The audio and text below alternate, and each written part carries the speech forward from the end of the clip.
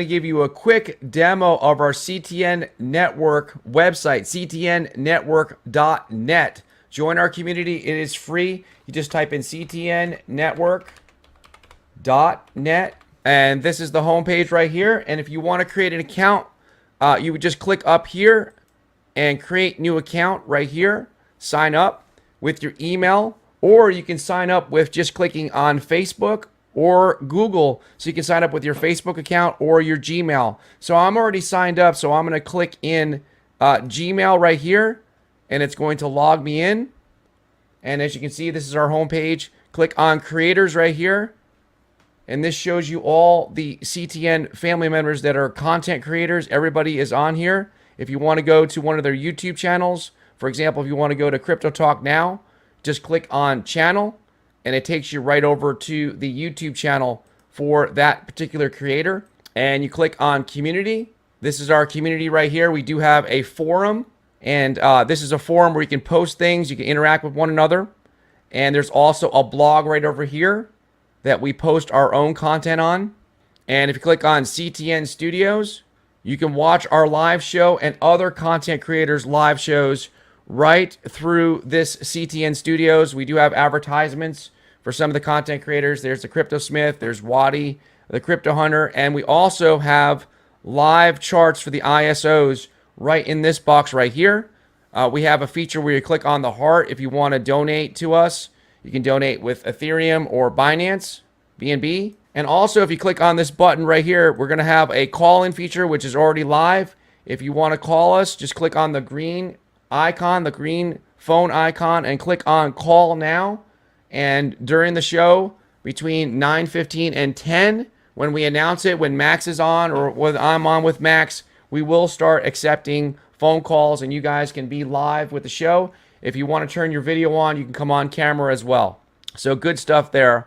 Now back onto the homepage. If you click on members, you can see all the people that are members here. All these people here, like Chaka just signed up, Gills33, Miguel. All these people here are members of our community. So you guys can sign up, and then you can chat with one another. So you can either click over here, message right here. So what I'm going to do, guys, is I'm just going to welcome him. I'll send him a quick message, and then I can click enter or just a little arrow. If you want to message somebody else, you can click on message, or you can go right over here into members chat and go ahead and message them and create a new chat if you want by clicking this little button right here. Now also, if you scroll down here, you can see some of the past videos that our content creators in our content creator family have created. You can go in here and watch some of the recorded videos. They're scrolling down here. Just choose one to watch. And that's it, guys. Thank you for watching this brief demo. Make sure you sign up so you can interact and be part of the community when we are not on the live show.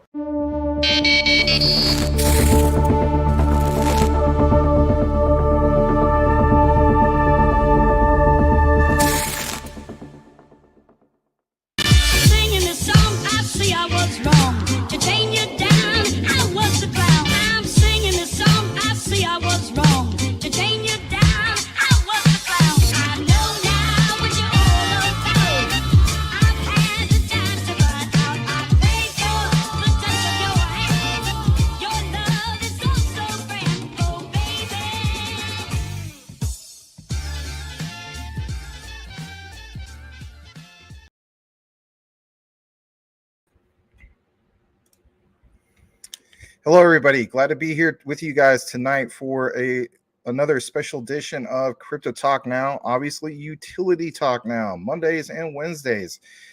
But without further ado, as I would be told I say too much, Sean the Crypto Smith, how you doing tonight?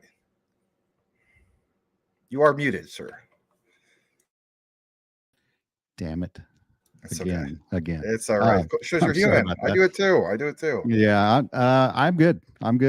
Things are, I guess, are going fine here. You know, I'm happy, healthy, got a good family. I mean, I got no complaints really. And if I did, nobody really cares. So, you just got to keep on grinding, brother. Keep on grinding. So yeah, hope you're doing well. I know we have a little delay there, and hope you're feeling better. And we're going to have a great show tonight. It is going to be a great show tonight. It's going to be a great show because it has to be a great show. And also it helps that we have a wonderful community who's here waiting for us. You already see that we have roughly about 30 and I do appreciate you guys. We had to have a slight delay, but if anything, it's going to be a better show because of it. But yeah, let's go ahead and just welcome our wonderful community that's here tonight. And believe it or not, this guy, he says, Max, thank you for reading my comments. But this time, he is the first one of the day. It is the one, the only, Mr. Brian Dowie. He says, sup, Max? Sean. Thank Brian, you. good to see you. Thank you, Brian. Always appreciate you. KK is in the house. Little dips provide big opportunities because KK says so. It's been said. It's been said. Yes. All right. Mr. Somo Flood is in the house. Good to see you, Somo. He says, I came in the door. I said it before. I'll never let the flood magnetize me no more. I'm learning and I'm earning with my XRP, a future millionaire in the making. Just watch and see. Very nice. I like that. Pretty awesome. Yeah. Somo Flood dropping the bombs, saying, yo, what's up to Boomer F and Sooner? We're to your moms. All right. Anyway, yo, Mighty Max and Super Duper Sean. Boom. Boomer, good to see you. Good to see you. Thanks for the support, brother. Appreciate it. You do appreciate it, man. Especially from the one and only. Wait for it. Boomer F and Sooner. That's Mr. Effin. Right. All right. GS is in the house. Oh, GS has a custom avatar. You joined the club. How Is cool that like the ocean or something? Looks like it. Looks like a nice little sunset. Let me double check that. I'd Blow it like up. to be there. Yeah, we all would like to be there. All right. I have to just like that. The whole wave of comments came in, and it just like resets it to the bottom. You know what I mean? So I have to go back up, but it's all right. Let's see here. We got obviously you welcoming people. Thank you for that, sir. We got Sobo in the house. Hey, Sobo, good to see you, Sobo. Always appreciate you. You have some great questions and comments. I'll have to double check some of my DMs, but you know what? Hey guys, Sobo takes advantage of the DM platform when it comes to our site, ctnnetwork.net. And you can too. If you're not the type of person which you like social media, like Twitter and things like that, totally fine. Do on ctnnetwork.net. I also want to send a message if he happens to be watching right now, Mr. Twitch Radio. I did see your message in regards to XLM. I try to look more into that. I'm not signed up, obviously, because I'm not a dev. But I did try to see if I could pull up that PDF. So I left my email in that comment originally. I believe you dropped it in the Jasmine video, which is fine. But yeah, try to go back to that. You can see the email I listed. And if anything, send me the PDF, man. I'll be more than glad to take a deep dive into what you're talking about. All right, so let's go further down. Obviously, he's giving you, she, excuse me, Sobo, is giving you dabs to appreciate it. Yeah, and a few other people. Thank you, Sobo. On top of that, we got the one and only Coochie Boy. And if you don't understand what the heck his name is all about and so on, it's not what you think. It's a really good story. And if anything, thank you once again for being here, Coochie Boy. Long-time supporter, almost a year now. So awesome to see you here, Coochie Boy. Anyway, we're going to kick it down to a few more comments and get right into it in just a moment. Thank you so much, Max and Larry, says Larry. Or thank you, Max and Sean, says Larry. Excuse me. What's up, Larry? Yeah. All right. Let's see here. Yeah, hope to see Larry soon. Thank you for pointing that out. He is well missed, that's for sure, man. Yeah, I feel like I haven't seen him forever. Yeah. All right, let's see here. We got a few more. Hopefully I didn't miss anybody. I probably missed it where Tim Shea says, hey. But Tim Shea, thank you for being here. The crypto commissioner, the mayor of crypto, representing the 589th district of the XRP Army, Mr. Tim Shea, also the representative of crypto. All right. Yes. Good to see you, Tim, as always. Yeah, absolutely. KK Maximus, the crypto professor. Well, thank you for that. That's my unofficial title. The guy gets credit for that is Todd Common Sense. Miss that guy too. We haven't seen him in a long time, but he does pop up once in a while. He retweets it and so on. Hopefully he's doing good. Miss that guy. OG of OGs. All right, Achman's in the house. He says, "When moon?" I'll let you answer that. When moon? You know what? I don't have an answer. I know that we are currently trending down as we speak. But when moon, it depends on which particular asset you're looking for. And right? which particular moon? Yeah, or which moon? Yeah, exactly. All right. I also want to welcome Mr. Eric Carter is back. He says, "Sup famo." Welcome back. All right. We got Stump Riders in the house. Thank you for being here. Brittany is in the house. She says, "Happy Wednesday. Good to see you again." Brittany. Yep. All right. Happy hump day. Yes, indeed. Me is in the house. He is flexing. Hello, is it me you're looking for? Lionel Richie. All right. I like the statement because it's going to be one of our themes for tonight in regards to electronic payments looking good. Just welcome a few more people. I'm going to read this comment too. KK says, House of Commons electronic trade bill may pass. Think about how bullish that would be for not XRP, XDC, right? So something to point out. You're going to see Electronium briefly mentioned in a particular article. So I'm glad you brought up Electronium. I know that, Sean, are you still in Electronium? No, I got out of it when it was ago. near like 2 cents, I think. I mean, I made a little money on it. My son actually has a wallet that for some reason is having trouble getting KYC'd, but he's got about 120,000 Electronium just sitting there. You know, Wow. we don't know what to do with. Wow. Yeah, I bought it way back years ago. Wow. All right. Crypto High is back. Watermelon Crypto Sugar High is or Crypto High, I should say, as Larry would say. Hulk Smush likes. Thank you for that. All right, let's see here. Saying hello to you as well. Crypto High. Nice to see you. Close to the bottom. Marvin Davis, what's going on, Max? And Crypto Smith. Marvin Davis. Sounds like a famous person, doesn't it? Sounds like a great singer. Yes, You know? exactly. Yeah. I think of like was it the Temptations or something like that for something. Marvin Gaye. Yep. That would but there's Marvin Gaye, but he's not part of it. I think one of the main guys of the Temptation, I think his name was Melvin, if I'm not mistaken. There was Otis. All those original guys, they passed away, which is too bad. AZ Marine Sniper, welcome back, sir. Glad to have you here back. Marine Sniper, good to see you. Black was in the house. Thank you for being here. He says Ripple and JP Morgan are working together for Onyx. Yep. If we have time, we'll pull up that particular clip from the one and only Crypto Lulu, aka Lewis Jackson. I guess he's kind of, trying to rebrand himself to basically who he is anyway, right?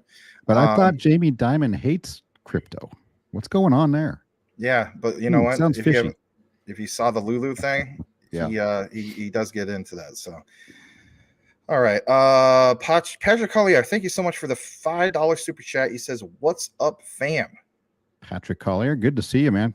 And he really is fam, right? We're the CTN network fam. He's also on your platform, and he's doing great things, gifting out memberships. You rock, man, Patrick Collier. We are like the Brady Bunch here, man. This is one big happy family.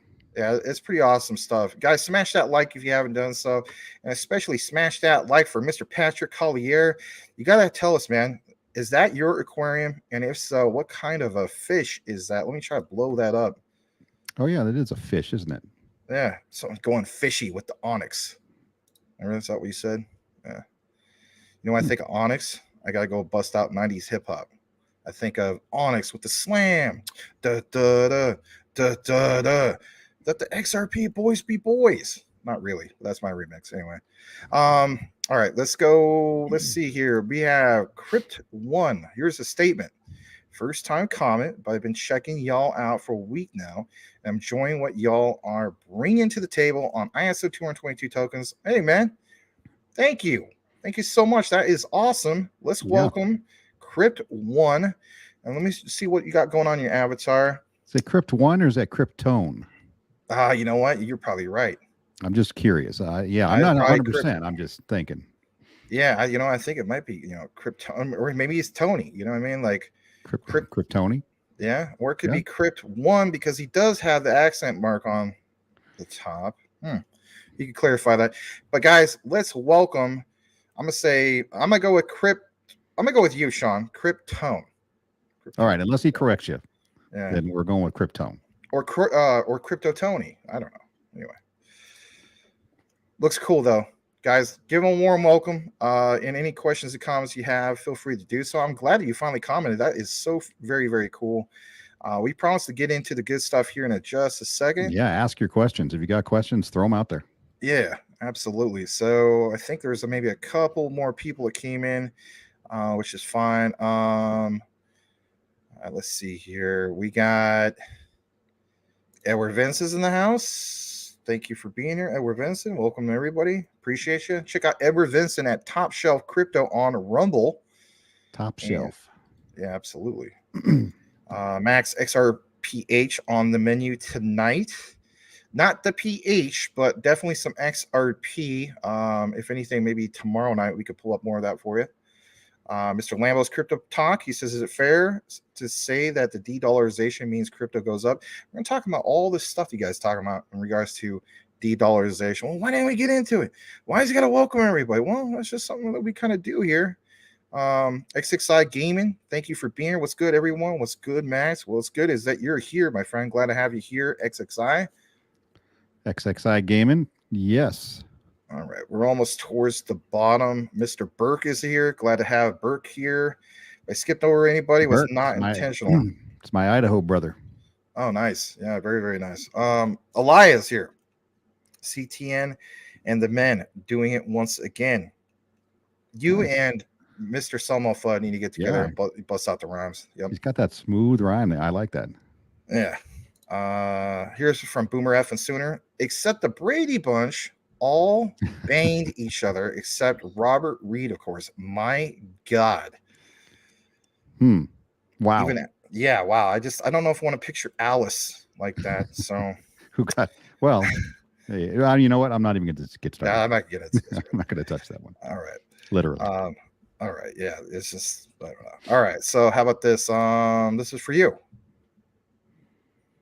ETN has an app now, but you probably know that. Yeah, they had an app before, and basically, I was in when you could mine it on your computer fairly easily. It was kind of clunky, but I was into it back then. This was several years ago, probably one of the first ones I ever really got into.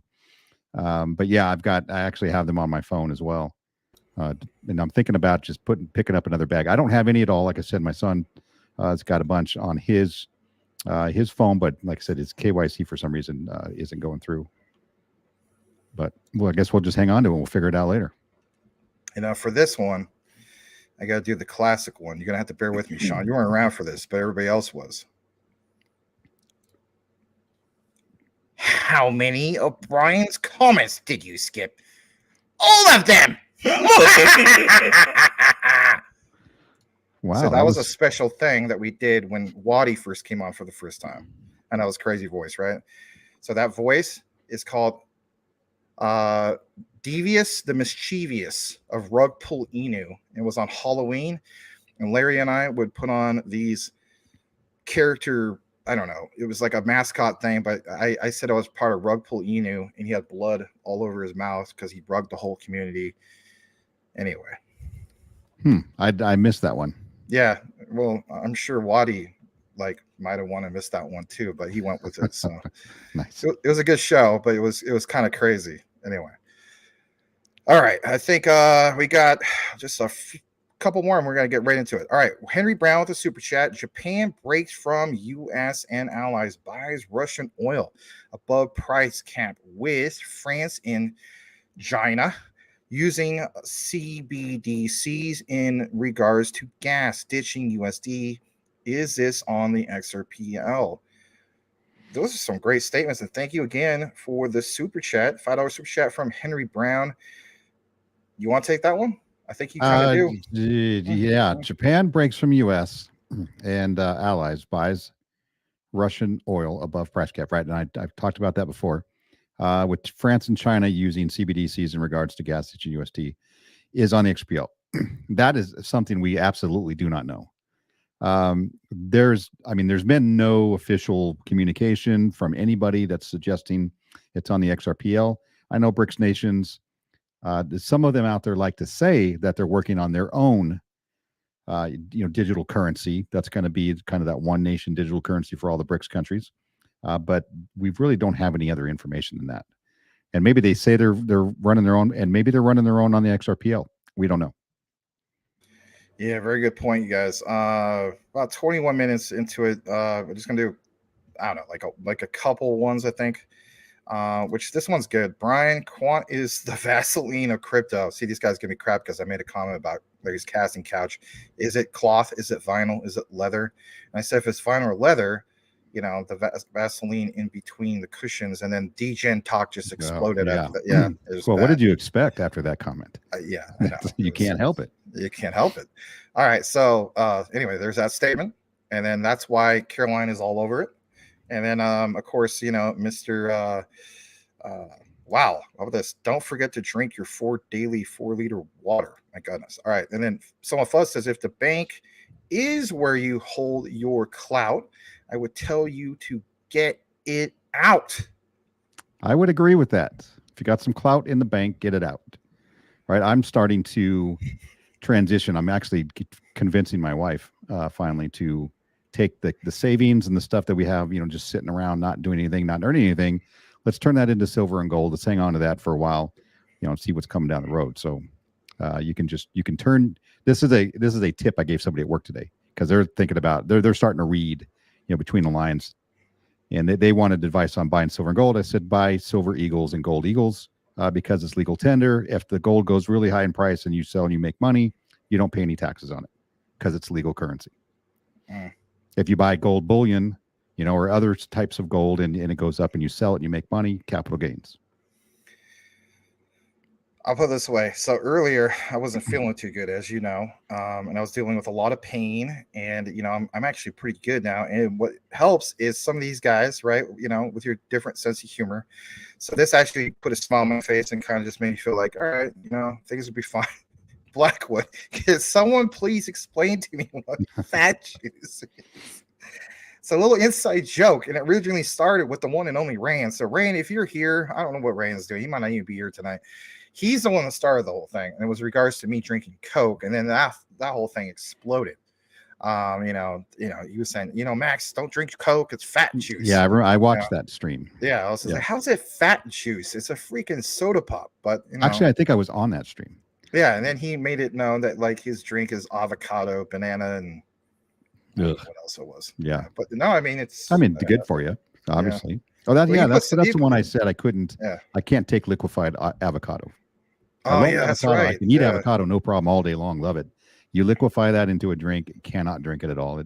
It's coming right back out. Right, it'd be like a banker with bank runs. Anyway, bank runs. I like that. I'm writing that down. Yeah, you like that? Yeah. Well, yeah. My casting couch. All right, coconut oil is better than Vaseline. All right, you guys got a lot of great comments, and I'm not gonna be able to keep up with them all. So we're gonna highlight that because we do need to get into the news. We're kind of losing some people if we don't. So guys, thank you for being here. Let's kick it in to start things off. We're talking about runs and the juices flowing. So here you go. I'm going to show you some way you can hear it. It might not be the loudest, and I do apologize for that. It's the guy who originally put it out on crypto Twitter. You may have already seen this. I shared it earlier, I believe this morning. It says, we will briefly talk about this clip on tonight's show. That's why I tagged Sean. It says, her name is on the money. Rosie Rios, former treasurer of the United States during the Obama administration and so on. She's part of Ripple. Listen to what she has to mention here, and it will make sense when we get into tonight's outline. Smash that like if you haven't done so already. And if anything, if you're not following Sean the Crypto Smith, what is going on with you? All right. Follow it's him. Free. It doesn't cost you anything. Yeah. Follow him on Twitter. Follow him on a freaking YouTube, the Space Crypto Smith. So do it now. All right, here we go. As you know, crypto has been in the news time and time again, and I just want to share that I am on the board of Ripple. Ripple is XRP. And so when people ask me the question, why did you join the board of Ripple? I joined the board of Ripple because XRP serves a purpose. It's a function that facilitates cross-border payments. It's not some store of value, kind of arbitrary. Just for a second. It's not some store of value, some arbitrary. She's going to get into that, right? Is she talking about Bitcoin? Yeah, think about it. She's totally going after that, right? Yeah, So she is. we're going to play the rest of this. Value that is not pegged to anything. This is actually what legitimate financial institutions use. Legitimate financial institutions use. And I know you guys see, for instance, Coach JV in the corner, but he highlighted this. Specifically for cross-border payments. So instead of days and dollars, it's seconds and cents. Think about what she said at the end, right? So what the heck is she talking about, right? Brings us to this next thing, all right? So in this next particular one, I'm just going to give you a little disclaimer. It's a little, the thought of it's graphic, but doesn't show anything too disgusting, all right? Think about what she just mentioned, stable store of value. Now, these particular people who think that this is going to be a stable store of value, you might be one of them too, all right? Nothing wrong with that. I mean, if anything, I'm the type of person which, you know, heck, we talked about the whole case for Cypherium. I may very well want to be the type of guy who doesn't want to have that fear of missing out, FOMO, right? But the whole case for Bitcoin, right? You know, there's a lot of talk in the news with all these banks collapsing. I guess you could say one after another. Is there going to be more? The whole talk about the US dollar collapsing. Even Coach JV on his morning show the last couple of days, he even pointed out the whole thing that he no longer thinks that the dollar is going to collapse, that we're in a transitional period. All right. So with that said, all these Bitcoin maxis who are going all out on Bitcoin, are they going to be the ones, as the saying goes, who are stuck holding the bag? With that said, if you already seen my tweet from earlier, you know what I'm talking about. Check this out. We're going to play this, and then we'll kick it to Sean here in a bit. Here we go. Tell your father what you just told me. Well, stopped at the toilet again, and it was too big to go down, so I just had to grab it, put it in the bag. So there's turds in that bag. It's one, but Chris, Wow, right? Wow. What Wow. the heck are we watching? Right. You're probably wondering, what kind of a weird analogy did Max do in regards to that? Now, I'm going to make it sense. All right, here. All right. I am a teacher. I do teach. And sometimes I like to do layman's terms or really graphic visuals, right? Think about what he had there. Who is the one that's going to be left holding the bag? That's the key thing you want to think and take away from it. So you have the guy on the couch. He's just observing, right? That guy on the couch is observing everything. You can literally look at him like it's being institutional money, the Black Rocks of the world. They're trying to see what the heck is going on with all this. So if anything, I just thought I'd kind of, help get the juices flowing. No pun intended. Gotcha. And then there was that oh crap moment at the end, and they cut it off, right? I mean, if somebody did that to me in real life, my God, like you see a side of me you never saw in your whole entire life. Yeah, it's going to get ugly real quick. Yeah. Anyway, so Sean, before we kick it more into this outline that we have, this whole debate about, Well, is it going to be Bitcoin, and is it really the banks? I'm not into Bitcoin, right? I think I need to accumulate some, just as a diversification, right? So here's my thought process. Bitcoin represents a store of value to some people in the crypto industry. I don't necessarily see it because it goes up and down wildly, just like the rest of crypto. So it's not exactly storing your value well. Once you cash out of it, right? Because if you're going to have to use it right now to pay for anything in your life, you have an emergency, you got to cash out of it, you're still getting the same dollars, right, that anybody else is getting if they're holding Ethereum or anything else. So that doesn't help at this point because we're not really using it as currency. Also, when the CBDC comes out in this country, and we're not even talking about the rest of the world, we're just talking about in America. The CBDC comes out and it's run on anything other than Bitcoin, which I think we know it will be. Do you think the government is going to want competition for that? I think Bitcoin will be banned in this country. They will say you are no longer able to own Bitcoin because now you're competing against our new currency. We're trying to get the financial system, situated, set up, right? Get everybody acclimated to this new thing, and we don't need somebody going around the back door, paying, utilizing Bitcoin and getting everybody excited about it. We know the U.S. government holds Bitcoin, but they also sell a ton of it, right? They already just sold like 10,000 Bitcoin, and they have more that they're going to sell. Why would they sell any of it if they were going to use it? Why would they allow retail to hold it if they're going to use it? Makes no sense at all, right? If they were going to use it, they wouldn't sell one of them. They would keep it. They would be accumulating. So I don't think Bitcoin is going to be the one. I mean, hopefully they're not left holding the bag. I don't want to see that happen, right? See, now you wonder why I put that clip. That's not a bag you want to hold. But yeah, I mean, just from Bitcoin holder standpoint, I don't want to see any harm come to them financially. But you have to look at the way this goes down in the future. The government will have their way. Central banks will have their way. We have no say in it, right? So this decentralized nature of everything and how we're going to be able to have, secret money or dark money and all this stuff. Yeah, that's going to exist at some point. But in order to be a law-abiding citizen in this country, I can definitely see a day where most of this crypto is illegal, banned. And they don't have to, they can't kill it. They're not going to kill Bitcoin because the rest of the world has to agree to that. Next month, the G7 countries are getting together to try to form a unified crypto regulation policy and framework. And I guarantee you they're going to start, the countries that have been friendly to crypto are going to start reining that in a little bit and become less friendly, especially if they want to stay on the US's good side. I think they're going to try, the ones that still like us, right? There's obviously, we've talked about a lot of countries that are trying to put us down, but that's really kind of where I see it. They don't have to kill Bitcoin. All they have to do is say, there are no banks. You can't off ramp it.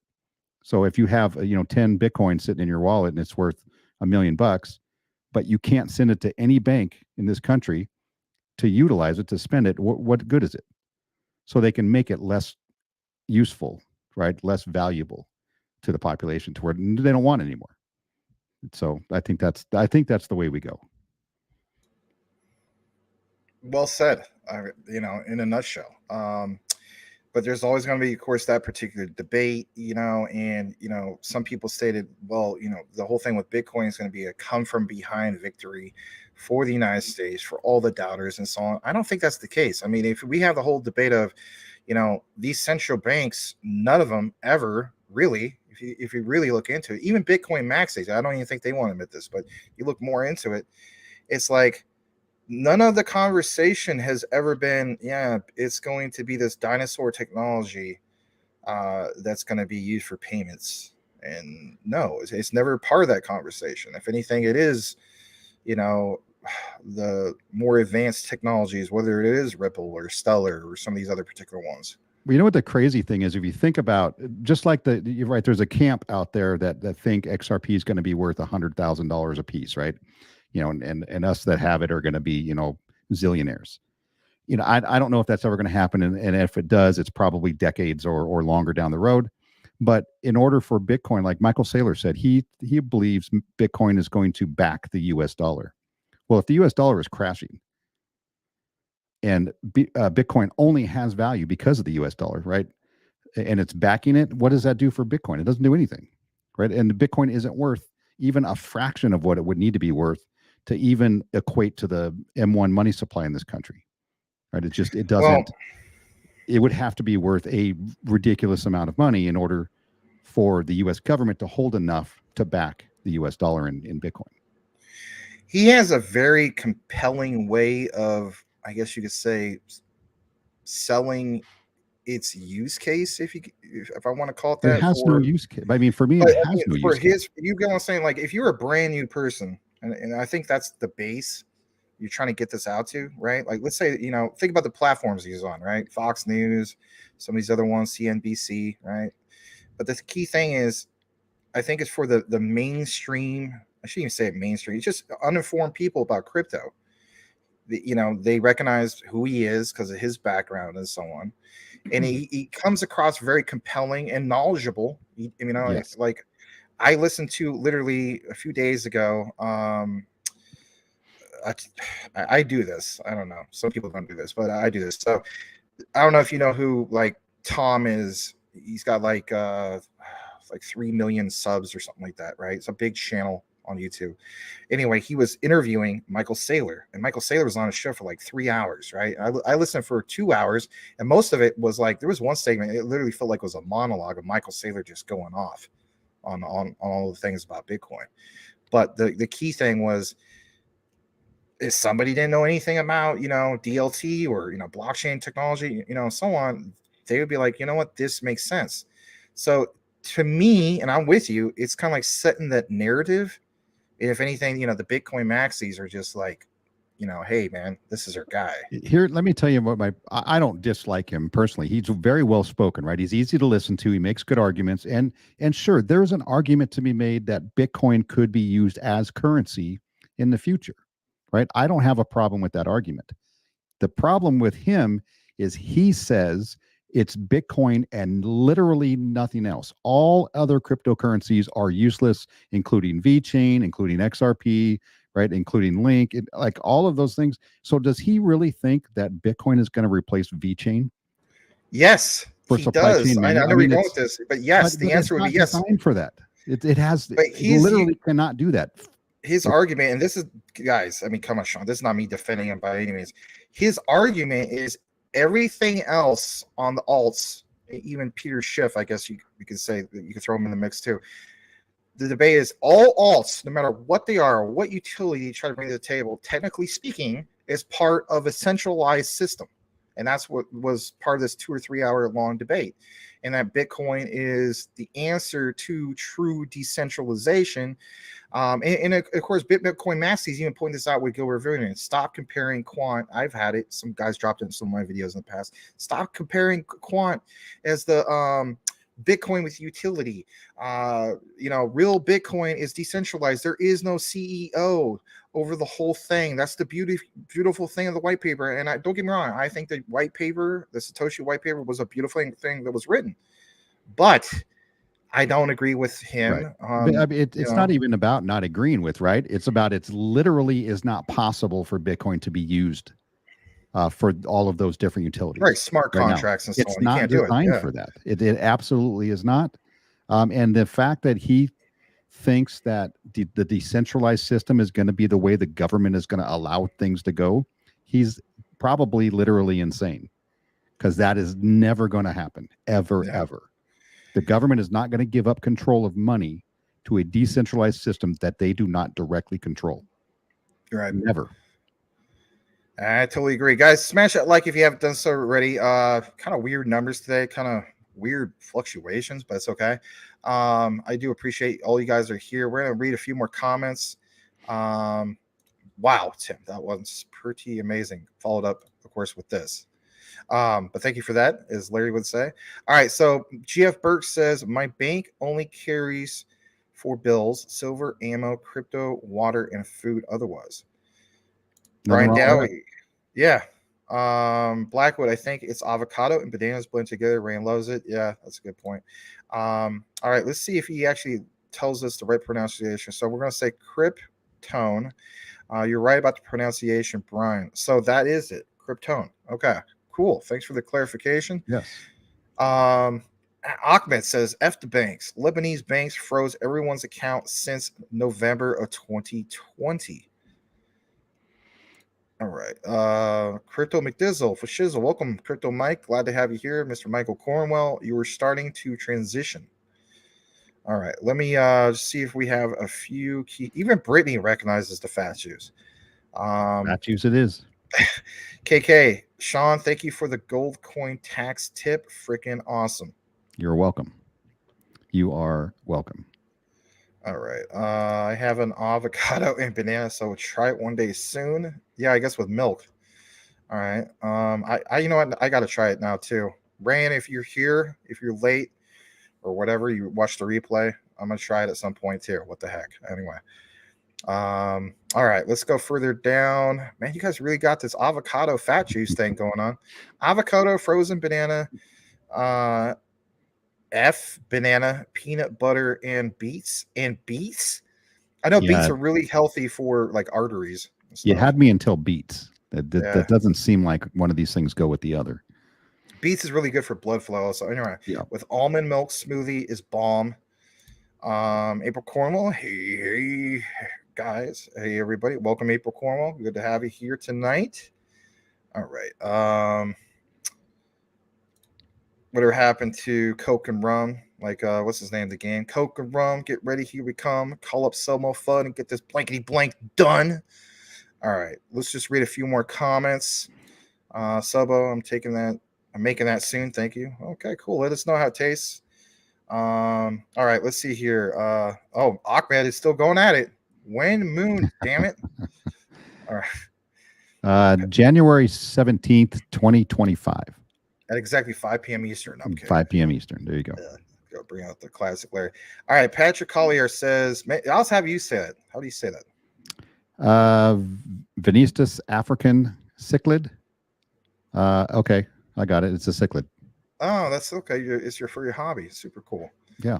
My son has like a 75-gallon fish tank, so he's got a bunch of fish. Nice. I like this one. This is towards you. Hit that like button. Join the Forge. Forge. That's right. Welcome to the Forge. Yes. Can get my radio voice going. No, it sounds good. Still better than mine. Hold on. April Cornwall's got the bone and the flowers. Interesting. All right. Ahmed, most people that witnessed their Bitcoin go from 10K to 69K didn't sell, and guess what? They're still holding the bag. Yeah, just like literally the guy at the beginning of our segment, right? Yeah, right. And I want to know, right, and that's where my comment comes from, that Bitcoin is as much of a store of value as Ethereum is right now, as anything else, right? It fluctuates with markets.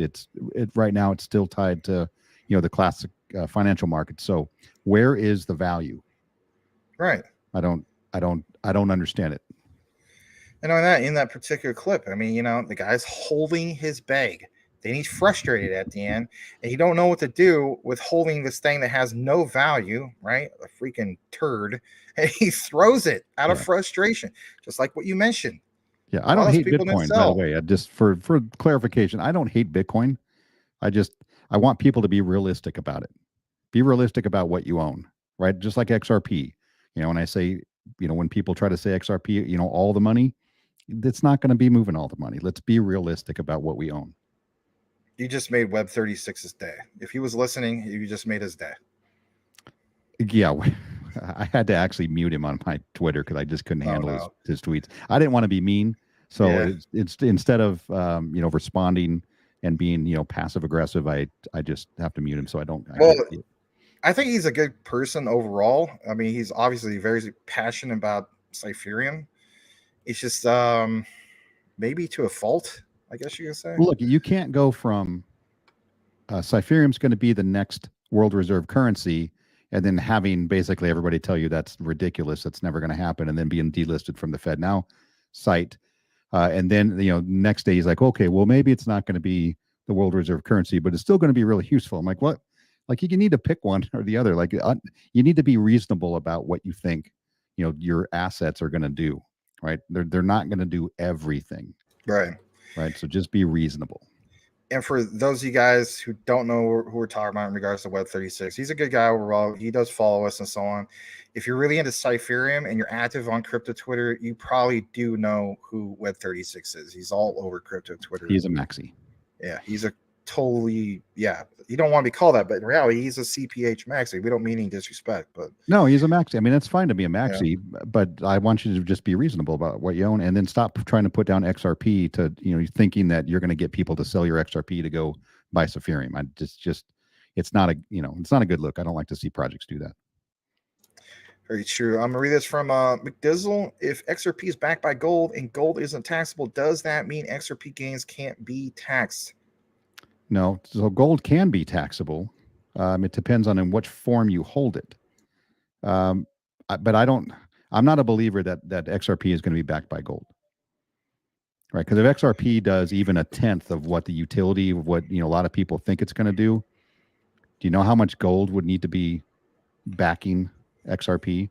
And does it back it 1-for-1? No. And do you know what I'm saying? So that's kind of where I get lost in that. For me personally, I do think to a degree XRP is backed by gold. I also understand that some people are like, man, you guys, you're sending me crazy messages, because technically speaking, there's a one crypto project, Pax Gold, and that technically is supposed to be pegged to, I believe, a bullion or something like that, or the ounce of gold, if I'm not mistaken. I guess an ounce of gold.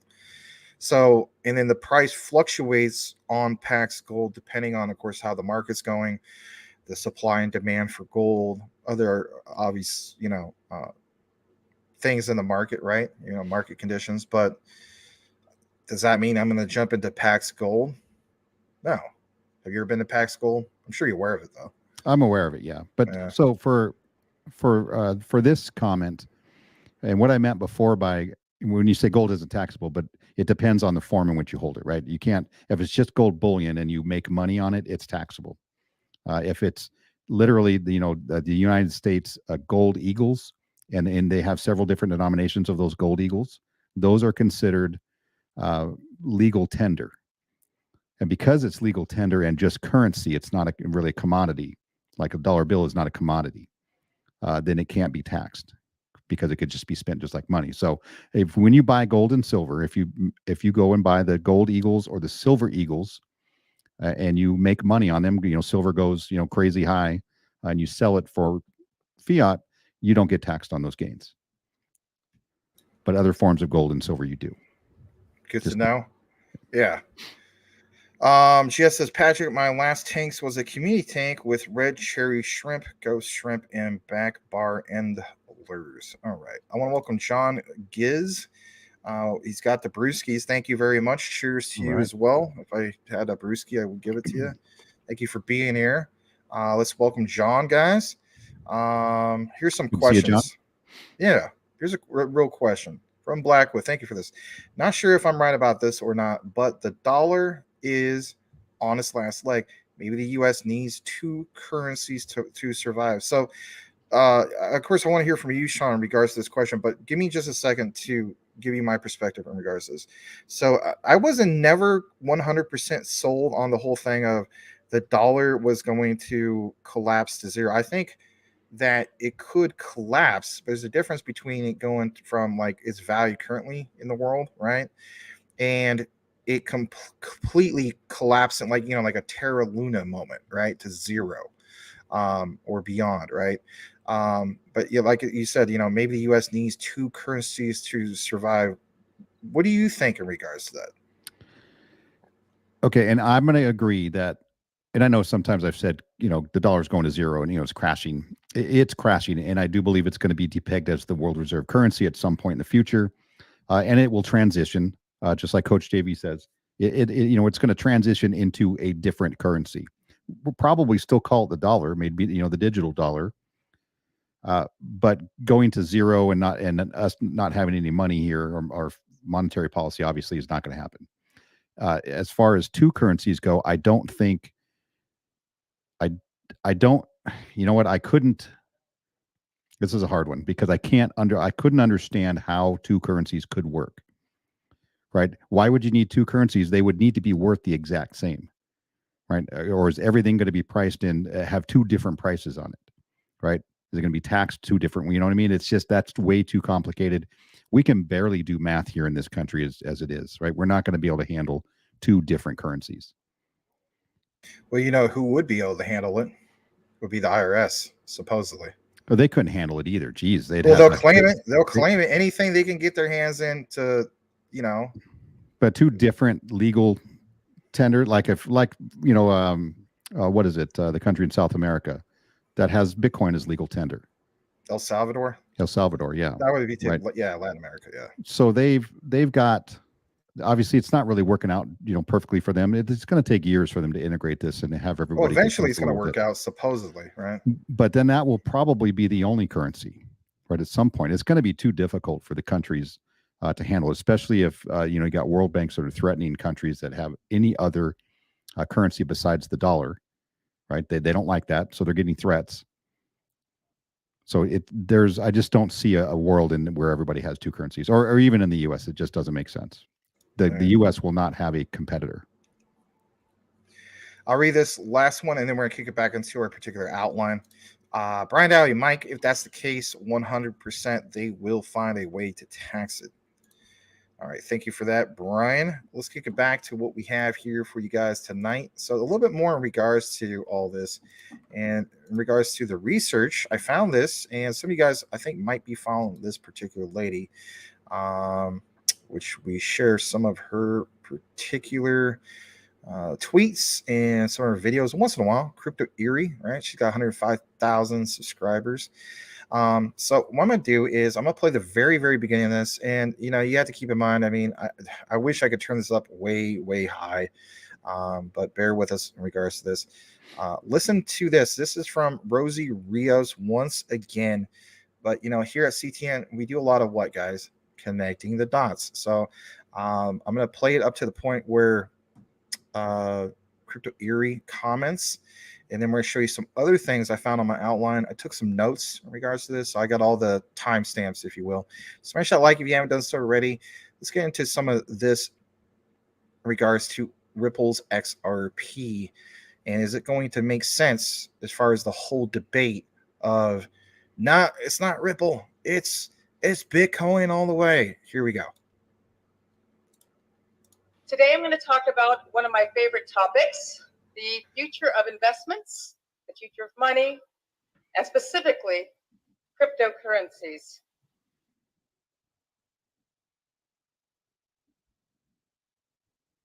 I'm going to start with a little bit of my background.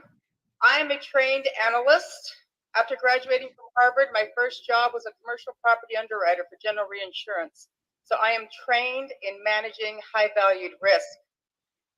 Prior to becoming Treasurer of the United States, I was Managing Director of Investments for a $22 billion firm based in San Francisco.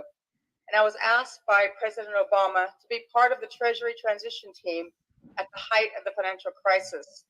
As you heard, I was the longest Senate-confirmed official in the Obama administration.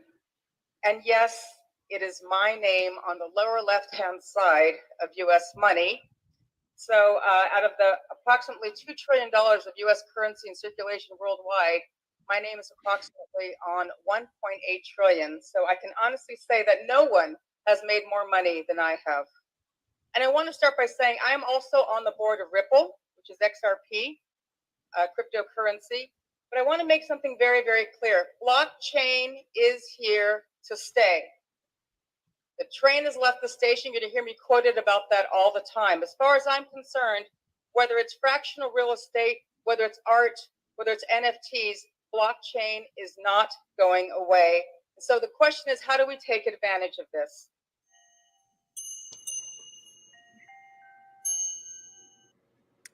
All right. One of the key things, okay, and we have more of an outline in regards to this, but I wanted to show you guys that particular clip from an interview. And again, every time Rosie Rios comes up on stage where she's addressing maybe the media, a conference, you name it, it's usually that type of theme. She, wants to pound home, obviously who she was, right? The service that she did, right? Former United States Treasurer. And then on top of that, she always mentions the train has left the station, and gives you guys kind of like subliminal messages, in my opinion, in regards to where Ripple is as far as being like a power player for blockchain technology. It's not going away, and so on. So later on, when we get more into this outline, there's another few key things that will be pointed out. And in particular, it's to me, it's all going to make sense.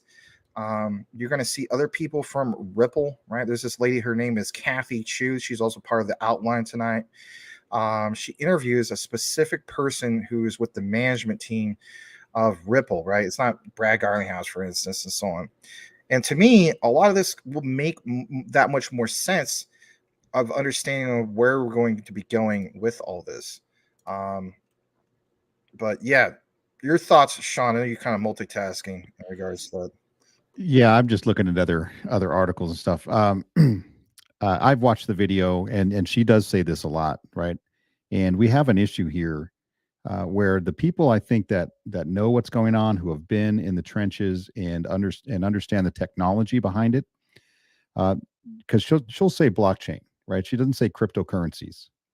The people who don't understand these kind of things, they like to view everything from a cryptocurrency standpoint, right? So you got who was Elizabeth Warren, right? She's afraid of cryptocurrencies, right? Because she doesn't understand it, right? She doesn't use the term blockchain. So when you talk to somebody like Rosie Rios or listen to what she says, Crypto Eddie, she knows, she knows what's going on out there too, because she's very well versed in all of this, the DLT and the future of money. But they all address things usually in the term blockchain, because that's the technology, right? Not all of this blockchain needs to have a token or a currency attached to it. And that's where I think people get things twisted. And then you have people who are dinosaurs, in Congress, who have no idea what it is. They've done no research, and they only view it as a currency to be manipulated, or somebody could be cheated, or stolen, or used for illicit purposes.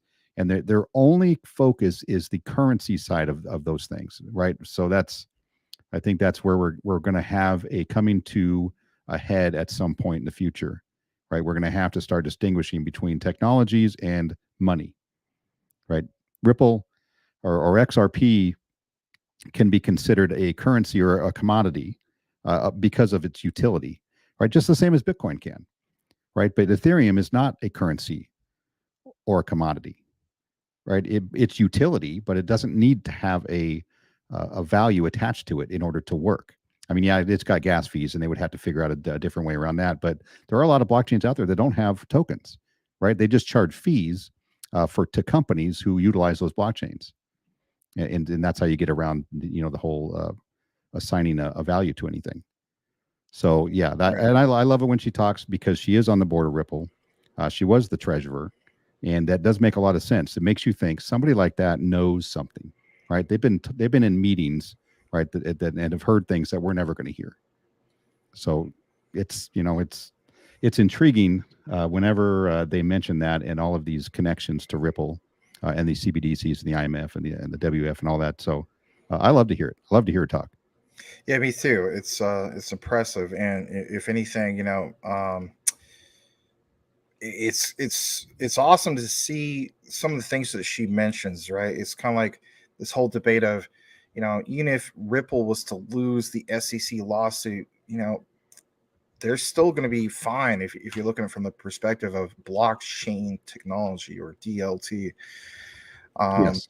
Yeah, that brings up a good point. I want to mention this on tonight's stream, because I whenever I look at the Ripple case, I think, okay, if Ripple loses, right, they're going to appeal. I mean, if the SEC loses, the SEC is going to appeal, right? But listening to a video today by one of the attorneys who is heavily, involved and who covers this a lot, he broke it down very nicely and said the SEC, if they lose, will not appeal. And here's why they won't appeal. Because just getting one bad ruling from a judge doesn't really mean anything in the legal world, right? It doesn't set a legal precedent. So they could go on and they can continue to sue other crypto projects or exchanges. If they appeal it and it goes up to the appeals court and they lose in the appeals court, now it's legal precedent. Now they're stuck with it. Now they can't go after anybody else, because everybody else behind them can come in and go for the fair warning defense, and all that kind of stuff. So I'm not an attorney. It's hard for me to explain, the legal side of it. But he said he doesn't think they're going to appeal. He said they couldn't afford to, right? Because if they lose the appeal, now it's binding legal precedent and they're screwed. So he would be like, okay, we'll just move on from this one, take the L and go sue some more cryptocurrencies. So that's I wanted to get that out of the way, because I really wanted to mention that tonight, because that helped clear it up in my head, because I wasn't considering that when I'm thinking, well, doesn't matter what happens. Everybody's just going to appeal it up the court anyway, and we're going to be sitting on this thing for the next couple of years.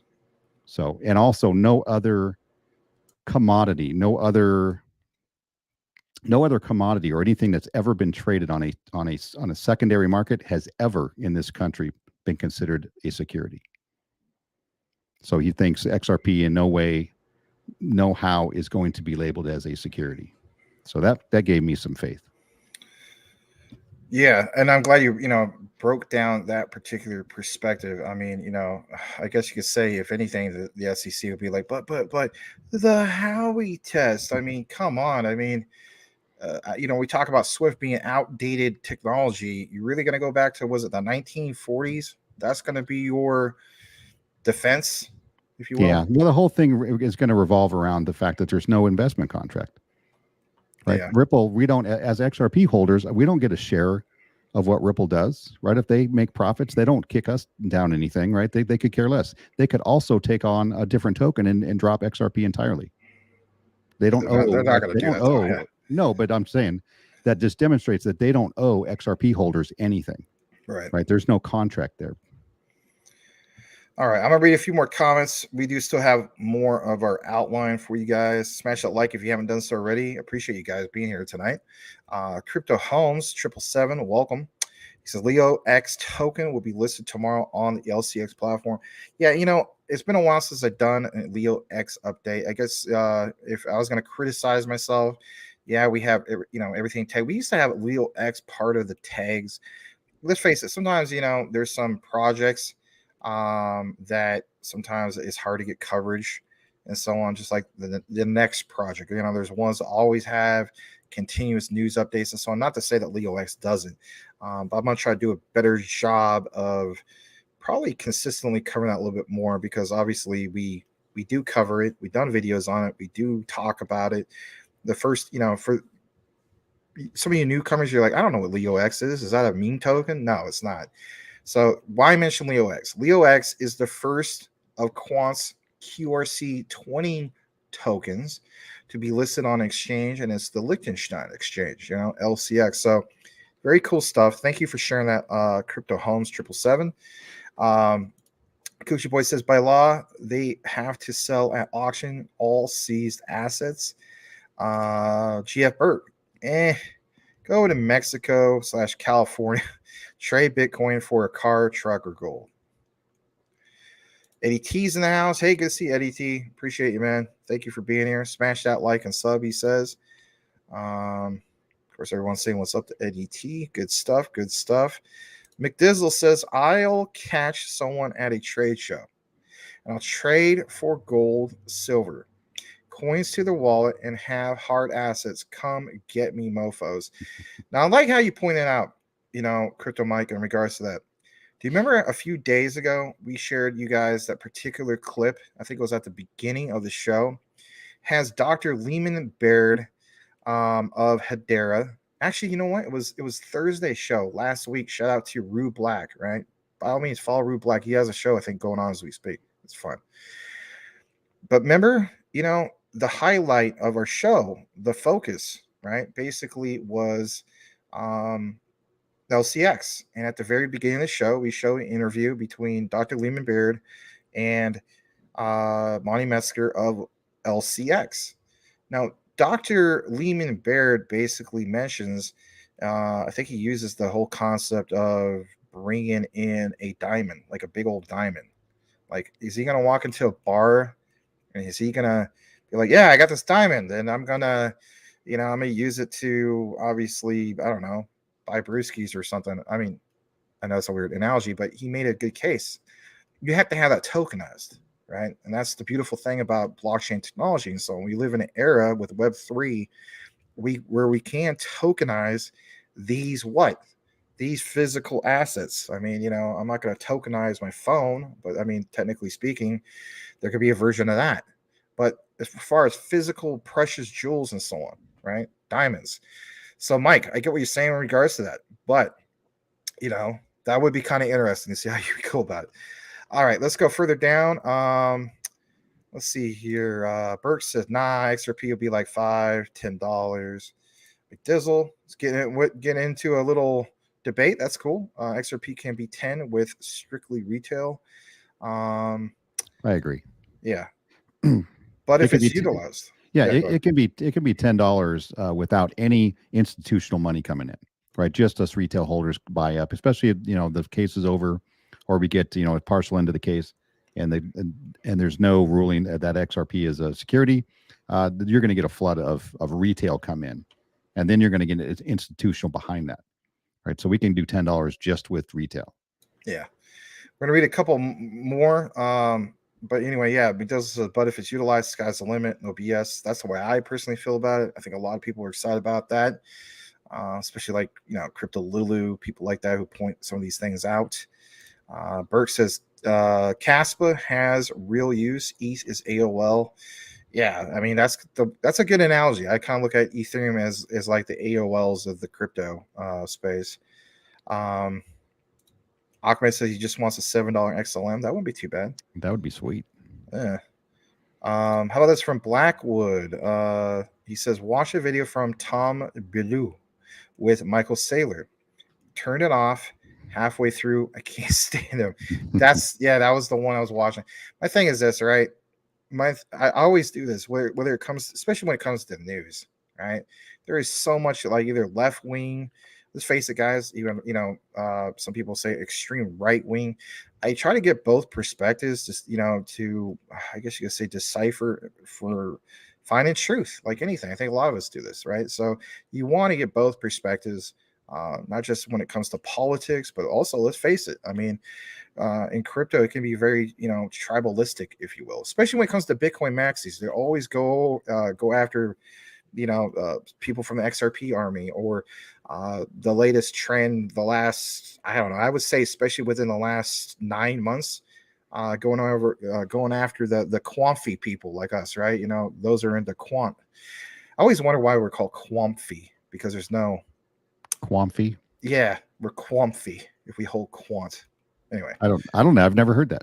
Yeah, it's a thing. I'm about to look that up.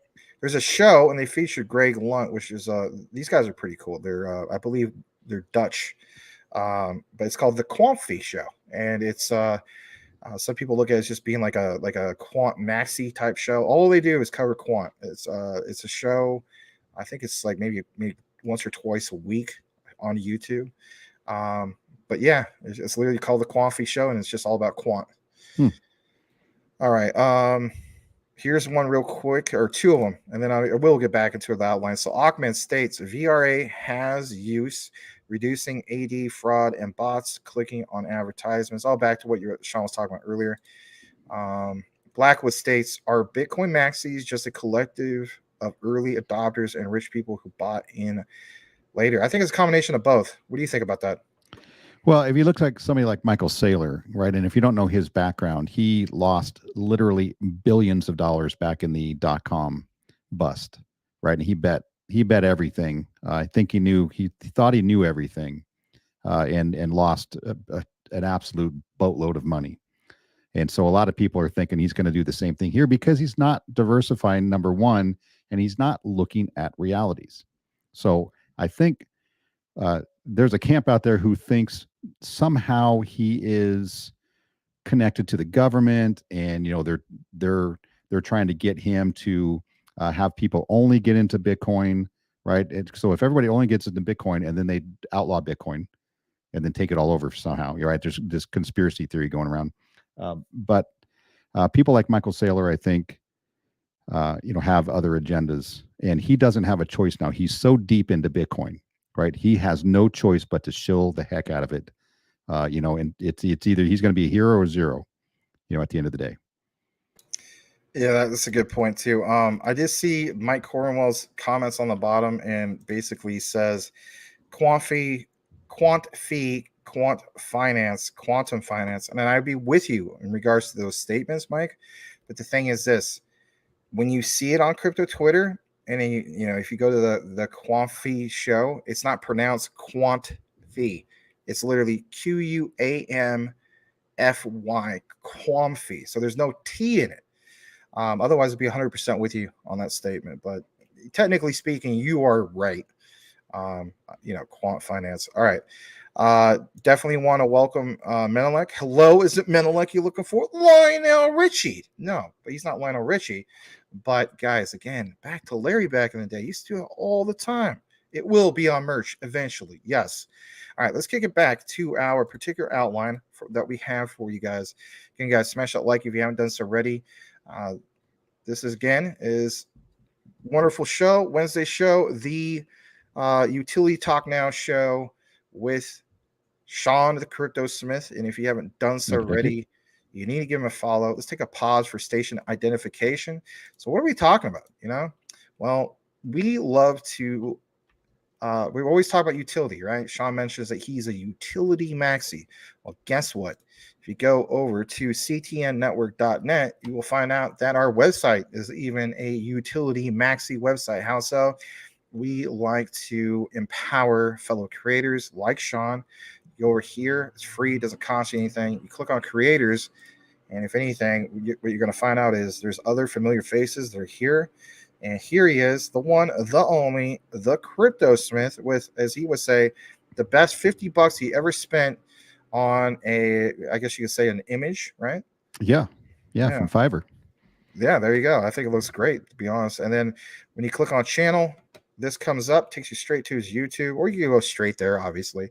Glad to see you did tick up. You're at 1.88K subs. Very cool. Let's see if you can get to 1.89. I'm sure you'd be ecstatic.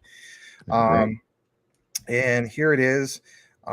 He obviously does, videos on XRP, XLM, Casper, even Jasmine, some of these other ones, right?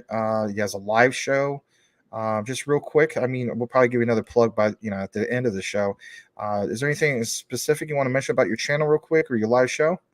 You know what? I'd like to do utility stuff, mainly 95%. MMAI, I think, is another great one that I cover, and it will have utility in the future. But if you're on my channel and you're watching my videos, I'm not afraid to offend somebody. So, right, I might hurt your feelings if you're a maxi of some coin or another, and I have something to say about it. So I'm going to just warn you. I'm not mean. I don't go too aggressive, but I will tell you what I think is the truth, even if it doesn't sound that great. All right. Well, with that said, stay tuned tomorrow at 9 p.m. Eastern, 6 p.m. Pacific for a very special edition of Butthurt Talk Now. Yeah, I do get people who don't like what I say, and I'm like, it really wasn't. I wasn't even mean. Like, I haven't even had a chance to be mean yet. Let's face it. So many people get butthurt about so many things. All right. All right. So we're going to get back into our particular outline, and we do have some more in regards to that. So there goes my every single time, here's the thing. I did upgrade the software, and it's just a conflict for whatever reason. And I was thinking it was my camera that went out. It isn't my camera that went out. There was nothing wrong with my camera. I tried it on another computer. Nothing wrong with it. It's the same software with OBS has an issue with StreamYard. So let me just go in. I can just fix this real quick because it does still recognize it. I know there's the green. What is wrong with this guy? But hold on a second. None, and then boom. There we go. All right. So Lisa came back. It's kind of an annoying thing that does. But anyway, let's get back into this outline. So here it is, and I have on my timestamp that we should get back into the 2:39 mark. So let's go ahead and fast forward to that particular mark. Hold on just a second. All right, let's listen to this, you guys. Here we go. You might have seen recently how President Biden has signed an executive order earlier this year to study digital assets over this next year. Now, I was honored to also be part of President Biden's Treasury transition team. In fact, I'm the only person in the world who's been on Obama's Treasury transition team, both terms of the Obama administration, and most recently, President Biden's Treasury transition team. I consider that a huge honor that I can serve my country in that way. So when President Biden signed this executive order to look at digital assets, we hope that the recommendations are going to accomplish several things. One, to encourage regulators to ensure sufficient oversight to encourage the Financial Stability Oversight Council to identify and mitigate financial risks, to direct coordinated actions across agencies to mitigate illicit financing and national security risks, promote safe and affordable financial services, and finally, but not the last thing surely, to explore a U.S. central bank digital currency. All right, we're going to get more into this particular outline. Why did I highlight this? Why am I pointing this out? Or should I say, why are we pointing this out in regards to this outline? My thing is this: with all of the talk of regulatory clarity, right? It's kind of like pounding home a certain message, if you will, as far as I'm concerned, right? And that is, in order to have institutional money coming in, right? The big money, you have got to have that regulatory clarity.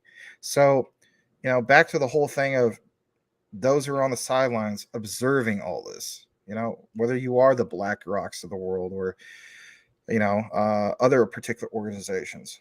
The key thing is, if we're excited about Ripple's XRP, because we know where it's going to be going in the future as far as that generational wealth, while we're rooting for it, like I've said many times, from a retail point of view, that means that institutional, their point of view, they're with us when it comes to that. I guess you could say that's common ground. They're rooting for that regulatory clarity just as much as we should be rooting for that. Now, think about what she just literally mentioned here on some of those key things that you saw up, at the podium, right? I'm gonna play a little bit more just to kind of pound this home a little bit. Listen to this. Now, I led the Future of Money initiative when I was Treasurer of the United States, so this is a continuation of the work that was done under the Obama administration that will continue aggressively throughout this next year in the Biden administration. So cryptocurrency is one of the greatest wealth disruptors and is the next investment frontier for the masses. But in order for there to be a true democratization, their extreme volatility has to be addressed. In fact, think about it. What she just mentioned. Are you not paying attention? Pay attention to this, right? That's part of my teacher's side. I apologize. So, guys, I'm telling you flat out, pay attention to some of the things she's mentioning here, right? The volatility and so on. She's literally pounding home why we should be paying attention to all of this, retail and in the institutional side of things. Play a little bit more. In fact, many investors sit on the sidelines because the cryptocurrency market is risky. So we at Unicorn Hunters and Transparent Business, as the parent company, have identified a need for securitized and transparent cryptos that address this while protecting investors from inflation to help manage risk. Now, of course, on this particular one, she gets into, the Unicoin and so on. I don't want to get into that because this is not what this is about. You're more than welcome to take more of your deep dive into that. But of course, we'll get into some more comments. I did see some super chats came in. Before we do that, Sean, just real quick, your thoughts in regards to, while she always is pounding home, think about the trains left the station, the volatility, so on and so forth. Why is she always mentioning this? There's got to be a bigger, deeper message.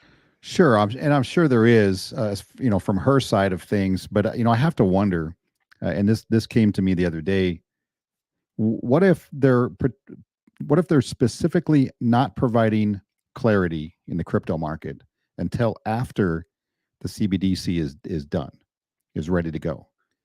Because once the CBDC is ready to go, what do they need clarity for? Like, what do they need to reduce volatility for in the crypto market, right? How are you going to garner massive investments in the crypto market if the volatility isn't there, right? What's the point? We already have a stock market, right? I can already put my money into something and get 3% return in a year. 3%. So, wow. I wonder, what they have a plan. I don't know what that plan is, but it does make me question, do they wait until after the CBDC is done and then roll that out and then roll the regulations around that, right? To make sure that there's nothing that is competing against it. So that's, I mean, that's a question I think I'd like to answer at some point or get an answer to. Well, here's the thing, though, Sean. Does that ever actually get answered? And if so, does it get answered while we have this shift, right? Because if it's getting answered while the shift is happening, then where do we go from there? You know? Yeah, I mean, these are all good questions. We like to sit around and pontificate, right? We're going to guess, what their next move is. We'd have no idea. And I don't like to think there's too many super intelligent people in the government, but there are a few out there, and they're usually behind the scenes, coming up with all the plans and pulling the strings. But it's going to be an interesting day once they decide, or once they tell us, hey, we've got a CBDC, we've been working on it for the last couple of years, here's how it's going to work, roll out, and kind of get everybody set up for it. And maybe they'll push it off and be like, well, we're not going to do anything for 6 months or a year, and give you a date. I heard, I mean, the rumors, going around now that, the CBDC may be coming in 3 months, right? There was some stuff going around Twitter today. But I don't. I think so. I've covered that many times in regards to quant, especially with LAC chain and some of these other things, right? Gilbert Verdine being part of the Digital Pound Foundation, from at least 3 different aspects: a digital pound for the UK, right? LAC chain for Latin America, right? And then it was the third one, which I'm kind of losing it because, again, like I was mentioning earlier, literally had an hour and a half of sleep again last night. I had a really stressed out day, but well, Christine Lagarde said they were making a decision in October for the European Central Bank. So that was going to be their decision in October. Well, the central bank thing is a whole. You're right. Yeah. The central bank thing is a whole different story. Here's the thing. I don't want people to get it twisted. As the saying goes, the central bank issue is a totally different thing as far as, like, you want to talk about like people say, like a digital euro, right? You also got to keep in mind, remember Brexit, right? So Brexit, technically speaking, I mean, the United Kingdom got off of the euro. And so, they are going towards the digital pound. So I don't want people to get that twisted in itself. If you haven't been caught up with it, that's a whole different thing. But anyway, I didn't mean to. The digital pound is not a central bank digital currency. Right. Then these things are different. And that in and of itself is another good question. Now we're going to have multiple different digital currencies out there in different forms for different reasons, which is why you're going to have a quant, which is why you're going to have an XRP and an XLM and all of these other assets that are going to go along with it. Right. So that's the fun part, right? That's we get to put that puzzle together ourselves and figure out which assets you want to own. But I thought it was odd that she was very specific about October. No, we're going to make a decision in October. I'm like, okay. And now we're hearing in the U.S. in 3 months, possibly, they're going to start, or they're going to announce, the CBDC, which I think is kind of early, but that remains to be seen.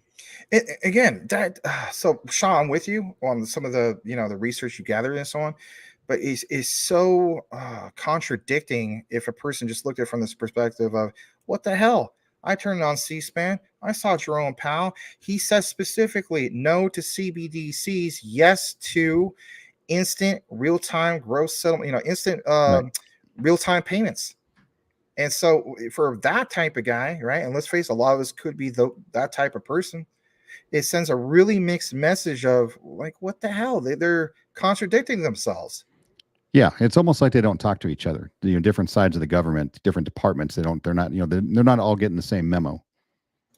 Stop pushing the CBDC. Stop mentioning this or that. Obviously, real time, payments and settlement is very important going forward, right? That's a very good use case for whatever money is being used, right? Because that's money agnostic. It doesn't matter if it's a digital dollar or fiat dollar. Having real time settlement and real time payments is a benefit to the financial system and to people and businesses alike. So, mixed messages, definitely. Yeah, no doubt. Oh man, it's doing it again. I know. I just doxed my virtual background. Oh no. There we go. All right, so let's get back into the comments about the super chats. So you guys definitely need to have that recognized. Hold on a second. Actually, I'll read this real quick. I like this. Breaking: Robert F. Kennedy Jr. registers to run for president as Democrat. All right, thank you for that news. Let's see. We're gonna go down. All right. Let me go where the super chat is at. Way down there. Sorry about that. So this was at 7:17. Let's see what time it is. 7:41. I'm sorry about that, Burke. He says thanks for the vids. Well, thank you for the super chat. Really appreciate it, Yeah. Burke. That is so annoying. That sucks. I already tested on another computer. It's the software. It's the stupidest thing I've ever heard of. Yeah, it definitely is annoying, but at least I could still be here. At least it wasn't as bad the other night. I'll just keep fighting it, just like the government. I'll fight the powers that be. All right. So yeah, thank you very much for that, Burke. Burke once again with another super chat. He who is called Tim is my favorite mod here. Excellent. Everybody appreciates Tim Shea. I mean, let's be honest. If you're a content creator, or even you're not a content creator, right? You're just part of the community. If you haven't noticed Tim Shea, I don't know what you're doing. I really don't know. You're not paying attention if that's the case. Yeah, Tim's in everybody's chats. Yeah, absolutely. Darius, I did see that. Welcome. Thank you for being here. But yeah, thank you again, Burke, for the $5.56 super chat. Kind of I don't know. There must be some subliminal message in regards to 556. 556. 556. That's an ammo round. Yeah. No, you're right. 223 556. Yeah, I have. Well, I guess we won't get into that. We'll get into that a different day. So, 223. A little interesting fact. Who was it? I don't know if it was Kent State. Didn't that guy use a 223? Anyway, bad stuff. All right. So Burke, MMAI is building a facility in Cali right now. Oh, interesting. They're just they're moving into a building that's already owned by the CEO of not Ennis Labs. What's the other one? I forget the name of the company right now. Now it escapes me. But yeah, they're basically just adding a headquarters to Southern California instead of having to go to South Korea to visit, bringing some of that development team here. That sounds cool. All right, I'll read this real quick. This is from Top Shelf Crypto. Edward Vincent. It's possible that Quamfee is a play on the phrase coffee talk and is being used as a nickname or term for the talk show about quant. See, guys, Edward Vincent bringing you guys the deep thoughts, the deep news. Follow him at Top Shelf Crypto over where on Rumble. Do it. Coming in, bringing the nuggets. Nice. You need to follow Edward. You need to follow Edward on Top Shelf Crypto. Do it. All right. Brian Alley, damn Max, I had no idea you used a green screen this whole time. Vaseline. Oh God. Here we go.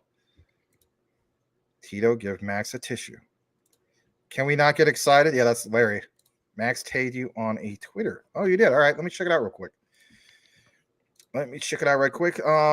Before I do so, I'm just gonna try to double check the other screen, see how we're doing, and make sure I didn't miss any other super chats, because I hate when I do that when I'm delaying it, because what's the point? But I do appreciate you guys. And there it goes again. Darn thing. You're rugged. You rugged your face. They don't want me to talk about this whole thing of Ripple. I'm being suppressed. Jeez. Here we go. But just like that, I'm back. All right. Yeah, let me go ahead and get into that. Let's see how we're doing. Oh, he does have me tagged on here. This is cool. We like to share the community's tweets sometimes. So this is Boomer, Mr. Boomer Episode. And it says, my cocker as a cocker spaniel. Cocker spaniels are awesome, by the way. And there goes again. That's all right. I'll share this. It says, my cocker watching some DPG Maximus on YouTube. You should also watch. Or you should also. Cool stuff, man. Nice. That's cool. Yeah, that's very cool. Hey, look, I'm on TV. That is super cool. Yeah, some people do watch us from that. Like, you know, whatchamacallit. Oh God, is it doing this again? Yeah. Sometimes I wonder, it's like maybe it has issues with my virtual background. But that isn't really the case. That wouldn't make any sense. All right, so there we go. I'm back with you guys. Fidelity, BlackRock, NASDAQ, Clarity should have been done a while ago. I agree. I want to welcome Kev Yes. Cleveland, who's in the house. Thank you for being here, sir. Appreciate you, Kev. People giving, dabs to Kev. Blackwist says, I forgot to mention that for the first time earlier today, saw an ad by Circle about the digital dollar. Interesting. That's interesting. I'll have to look that up. Cash Cats is in the house. Good to see you again, Cash. I saw you earlier on Space Cash. Chicks show. It's good to see you, Cash. Yes. All right. Mr. Burke says, Caspa, Quant, Polygon's Matic will be your biggest babies coming. Yeah. How about this? There it goes again. ZKEVM is no joke. It hasn't blown up yet, but again, it's kind of like, we were talking about ISO 222, the whole concept of, understanding that it's not about everything going live on the 20th, and it's the utility being used, right? So they have upgraded, obviously, that ZKEVM, right? And that's the key thing. Once that utility comes in, like devs hopping on over, wanting to use that particular utility, that utility will get put into place. I think it's going to be big. But thank you for sharing that.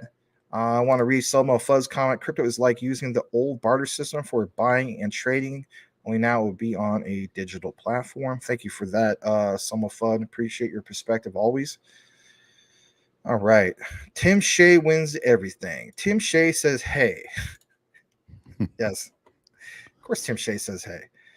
Tim is everywhere, the mayor of crypto space. Yes. And hold on. I do. Huh. All right. Dreamer's back. Welcome back, Dreamer. Dreamer, good to see you. I got to give a confession. Every time I see Dreamer coming here, I literally think of that song, that dream lover, for I don't have to dream no more. Anyway. Yeah, it's bad. All right. So, Crypto McDizzle says, I like 589 ammo, 589. All right. Heck yes. 589 XRP. I only super chat in Caliber. Oh, yeah, that makes sense. Yeah. Gotcha. Yeah. It's funny. I had a conversation, I think it was with my dad, because, I'll be honest, my dad is like a walking two-legged encyclopedia when it comes to like reloading and the different grains of bullets and the trajectory and all that stuff. Like he literally could have worked, in my opinion, for like in ballistics or something like that, for like the police or something like that. Anyway, so one day, the other day, a couple days ago, actually, we were talking about like a 357 Magnum and so on, and I was like, yeah, I said I was trying to tell my friend that who didn't believe me for whatever reason. I was like, yeah, you could take the ammo from a 38 and you could put it in 357. However, you cannot. There's other types of guns in which you can't necessarily do that with. And for some reason, I don't know why he didn't believe me when it came to putting ammo from a 38 into 357. And then the other one, at the same time, which I couldn't believe he didn't know this either. I was just like, yeah, I mean, it's kind of like having a Colt 45 model 1911. You take the ammo on that and put it in a Thompson submachine gun. It's just like, it's not that big of a deal. So I don't know any of that stuff. I was taught how to shoot in the military. Shot many times, but I'm not a gun maxi. Well, it's just not a gun enthusiast, I guess. When I was mentioning that just in conversation with Dad, he's just like, "Oh my God, you remember everything I told you?" I'm like, "Yeah, that stuff I'm not gonna forget." He's like, "I didn't think you were that interested." I'm like, "I'm interested." I just said I'm just not a fan of going dove hunting, and he's just like, "Why don't you like dove?" I'm like, "It's not that I don't like shooting dove, right? Because very technically speaking, if you've ever been dove hunting, right, it is probably the most challenging bird to hit on the wing, right? Because you cannot judge, like they're all over the place. My thing is this: it's freaking hot as hell during that season to go dove hunting. And at that same time, that is prime time for the rattlesnakes to come out like crazy as well. And not that, I don't know, I don't have so much issue with that, but anyway, yeah, he sometimes thinks that like some of the things he would tell me from the past, like, I don't know, 25, 30 years ago that I didn't remember. I'm like, yeah, I remember all that. I mean, why would I not remember that you could use ammo from a 38 put in 357? So Yeah, I did not know that. all right, so let's see here. Let's see. I'm going to read a couple more comments. We got Darius. He says, Max, do you think Web3 developers are in demand? I absolutely think they are in demand 100%. I have been so interested as of lately. As you guys know, my dream is to make my own game, right? I definitely want to do that. I also want to state this. So, you know, I get to ask this by family members quite often. Why don't you go after your doctorate? You know, you could be Dr. Stanley. I'm like, I'm not about titles. I'm really not. I also don't like the idea of another 4.5 years of college, right? But here's one thing that has interested me. Even if I went to community college to do this, I'm going to be honest. I have thought, and I don't want to just make this official or anything like that, of going back to college to learn blockchain technology. There's classes you could take now, and that in itself is pretty cool, because it's just something I would like to maybe learn more about from the collegiate side of things. But in reality, we also live in an era in which maybe I don't even have to do that. I can just do it on my own. But I do want to see what, like, whether it's like maybe the local university, whether it's ASU or the community college, like what kind of programs they have, because yeah, we can learn this all on our own, technically speaking, but there's also just that some of these schools have good programs in place to make it a lot easier for the learning experience. And then not only that, I mean, just like us as a community, we're here, we're trying to learn. At the same time, I would like to meet other like-minded individuals to get their perspective of, you know, blockchain and, you know, that path forward and so on. So, but yeah, to answer the question, I absolutely 110% am behind the statement of, yeah, definitely in demand. I'm gonna read one more comment. We're gonna kick it into the last part of this particular outline, and then we're gonna wrap up the show after that. We're gonna get some comments. What's the name? Says, hey Max, what's up everyone? It's been a while. Been catching up when I can. Hope everyone is good. Well, welcome back. And I definitely Thanks. do. What's the name? Yeah. Very good to see old familiar faces. I guess I'll read this. WTF? You gotta get kicked out of Idaho. Yeah, you know what? I knew he'd had something to say about that. And you know, it's funny. I'm not, you know, just I would say I'm not a gun maxi, right? But I don't have any issues with guns. I live in Idaho, and you know they're all around us. Everybody's got one, you know. And I'm not saying I don't have one. I don't want to, you know, dox myself here. But yeah, it's a real thing here in Idaho. It's a definite two-way state, and I know we all the time because everybody around me, you know, they go hunting, they go, you know, goose hunting, and when the season's right, and then they make some sausage out of it. And every time they give you something, they're like, all right, just be careful because there could be shot in there still. So, you know, you got to be careful you don't break a tooth off on some goose sausage.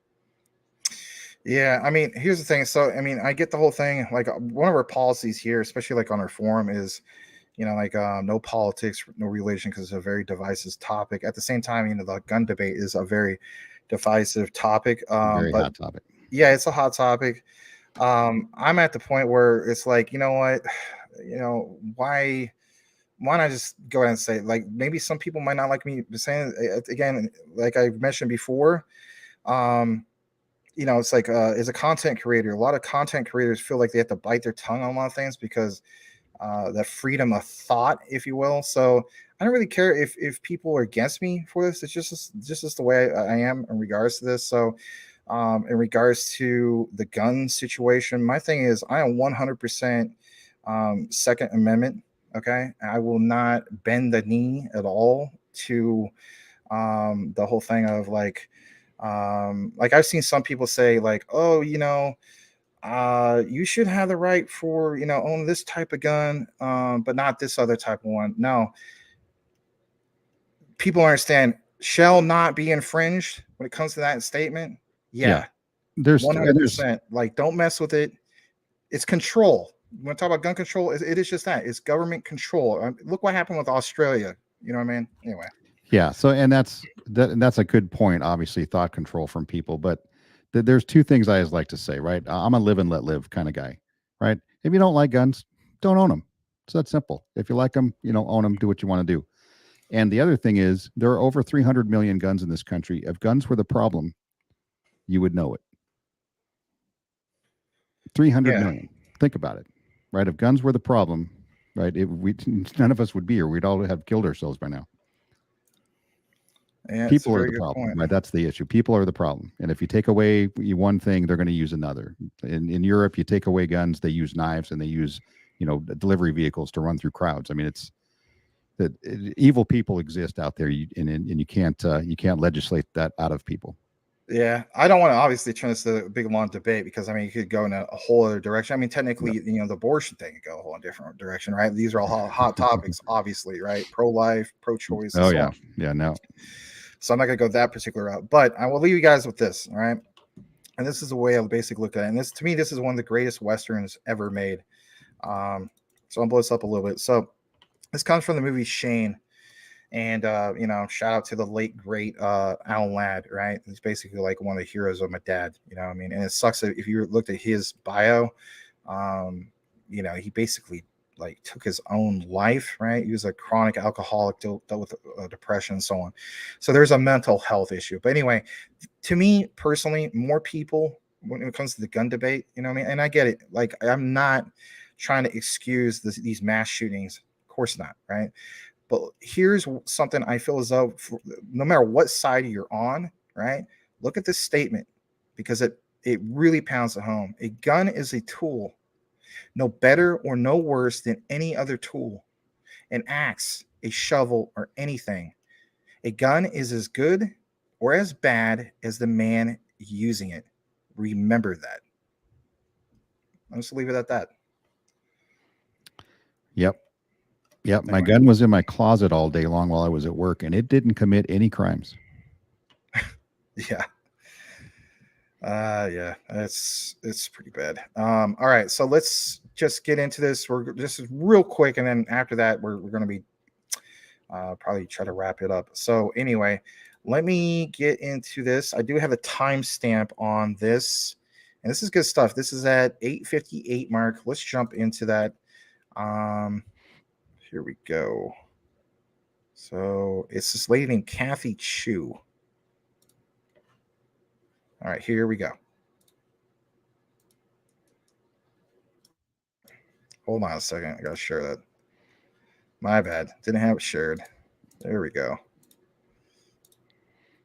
There's somebody new making content in the crypto space, and that would be Kathy Chu. She is a former Wall Street Journal and USA Today paper reporter. It's really fun to see that she's getting into crypto. She earlier in the month had Hester Peirce on. She also recently interviewed Sheila Warren. Sheila has been at a Ripple event. Also, Sheila is one that, she's front and forward everywhere from the World Economic Forum to events in Washington, D.C. Anyway, look who she had on just recently. I mean, just to go back, one thing that we introduced early on was a more modern type SWIFT replacement for moving money cross borders.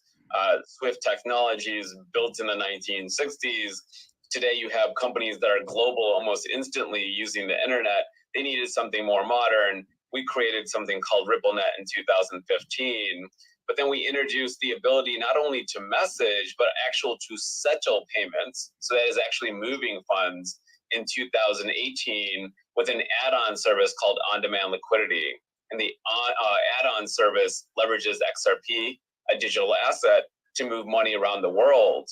And that product has grown tremendously. As soon as we introduced that product and we started gaining momentum, we saw RippleNet traction go through the roof, which has been really exciting. That value proposition is really moving money around the world a lot faster with less cost in terms of capital costs of pre-funding around the world to grow their business.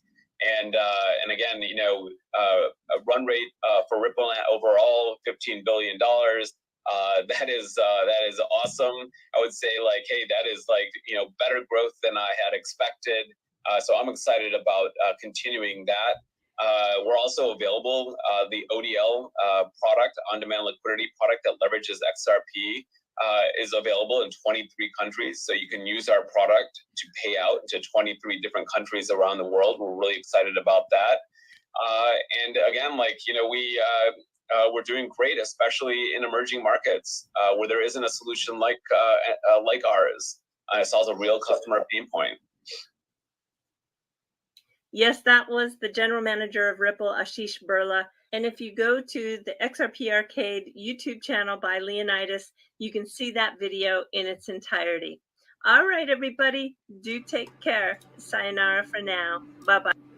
So she had, again, a great outline there. Why point some of these things out, right? You saw that particular guy from Ripple, from the management team and so on, right? But the whole outline that you saw here is the differences between, I hate to say it, like the guy who could very well be, and maybe some of you guys are some of these people. I hate to say that, where it's like maybe you did come into it late. And I don't mean no offense in regards to that, right? We all have a different type of crypto journey. But the thing is, what are these people going to do who are going to be left holding the bag? If history teaches us, and it, in my opinion, it does, that innovation consistently trumps the status quo, right? As the saying goes, like Tupac, right? The times will never change, right? Or, look at old televisions. Remember how it was such a big deal to have, go from like black and white to color, or how about this, color to just having something that had a crystal clear picture, right? And technically speaking, it was like 480p. Some of the first HD TVs, 720p, the 10. Remember how it was a big deal to get a 1080p or 1080i type of television. Obviously, we went from that to like LED TVs. We went from that to, ultra high definition televisions, and the ones that are curved, and you name it, right? But the key thing is innovation. No matter if it's television, no matter what it is, right? Even blockchain technology. So if we are constantly being innovative and progressing, then, in my opinion, this trumps anything that Michael Saylor, sorry to say, has to state in regards to just that, keeping up with the status quo of dinosaur technology of Bitcoin. I mean, innovation will trump it all 100%, not just through blockchain, just through everything across the board. History has literally told us that, Sean. Yeah, if it was about, what came in first, and made noise, right? We'd all be using AOL right now. Oh God. so we don't, we don't do that. People over time are going to gravitate towards what works over what's temporarily popular, right? That's the masses will go towards what the utility in things, right? The things they can see actually working in the world, and not hype driven, like we do in the crypto space, right? Everybody's looking for that next, shiny object, we can throw a couple dollars at, and hopefully we'll make some money. But ultimately, as this asset class matures, everybody is going to be geared towards what is working well, what is being used the most out there in the world, what's solving real world problems, what information can I see every day, from where I stand, just a regular person. Do I notice things like XLM? Is that out in the world? Is Ripple, are they advertising out there and I can see those advertisements? Like the masses that we need to come in to get cryptocurrency to where we want it to be, is going to have to be utility based. And that's the only way that it's going to work. So, and Ripple is definitely on that front. They're on the forefront of this, but they're keeping up, right? It's not like they started XRP. I mean, they did. They developed XRP, and then they came up with a use case for it afterwards. But they're continuing to build on that, and they're not just saying, "Oh well, we're one of the first ones out there," because they were one of the first, right? They're back in 2012, I think. So, they're not hanging their hat on being the first. I think they were the first decentralized exchange as well. They built, so they're constantly evolving, constantly building. and constantly networking out there to the entire world, which is why we hold XRP. Yeah. I'm going to read this real quick. Cash Cat says 300 million guns, 3 trillion in ammo. Legal gun owners are not the problem. Yeah, very true. That's the way I personally look at it. You know, Yep. again, I understand this can be a divisive thing and you might be part of the other side. And you know what? I do respect other people's opinions. I'm not the type of guy, even at like Thanksgiving. Let's face it, why is it Thanksgiving is always so divisive and we're supposed to be giving thanks, you know? But that's the reality of it, right? It's just like I've had friends in which like I'm still friends with them, right? But like if somebody's part of like the other, I guess if you could say they're registered Democrat or something like that, it's just like, oh man, you know, we talk about cancel culture. You're literally canceling out part of your family, but that's just my own opinion.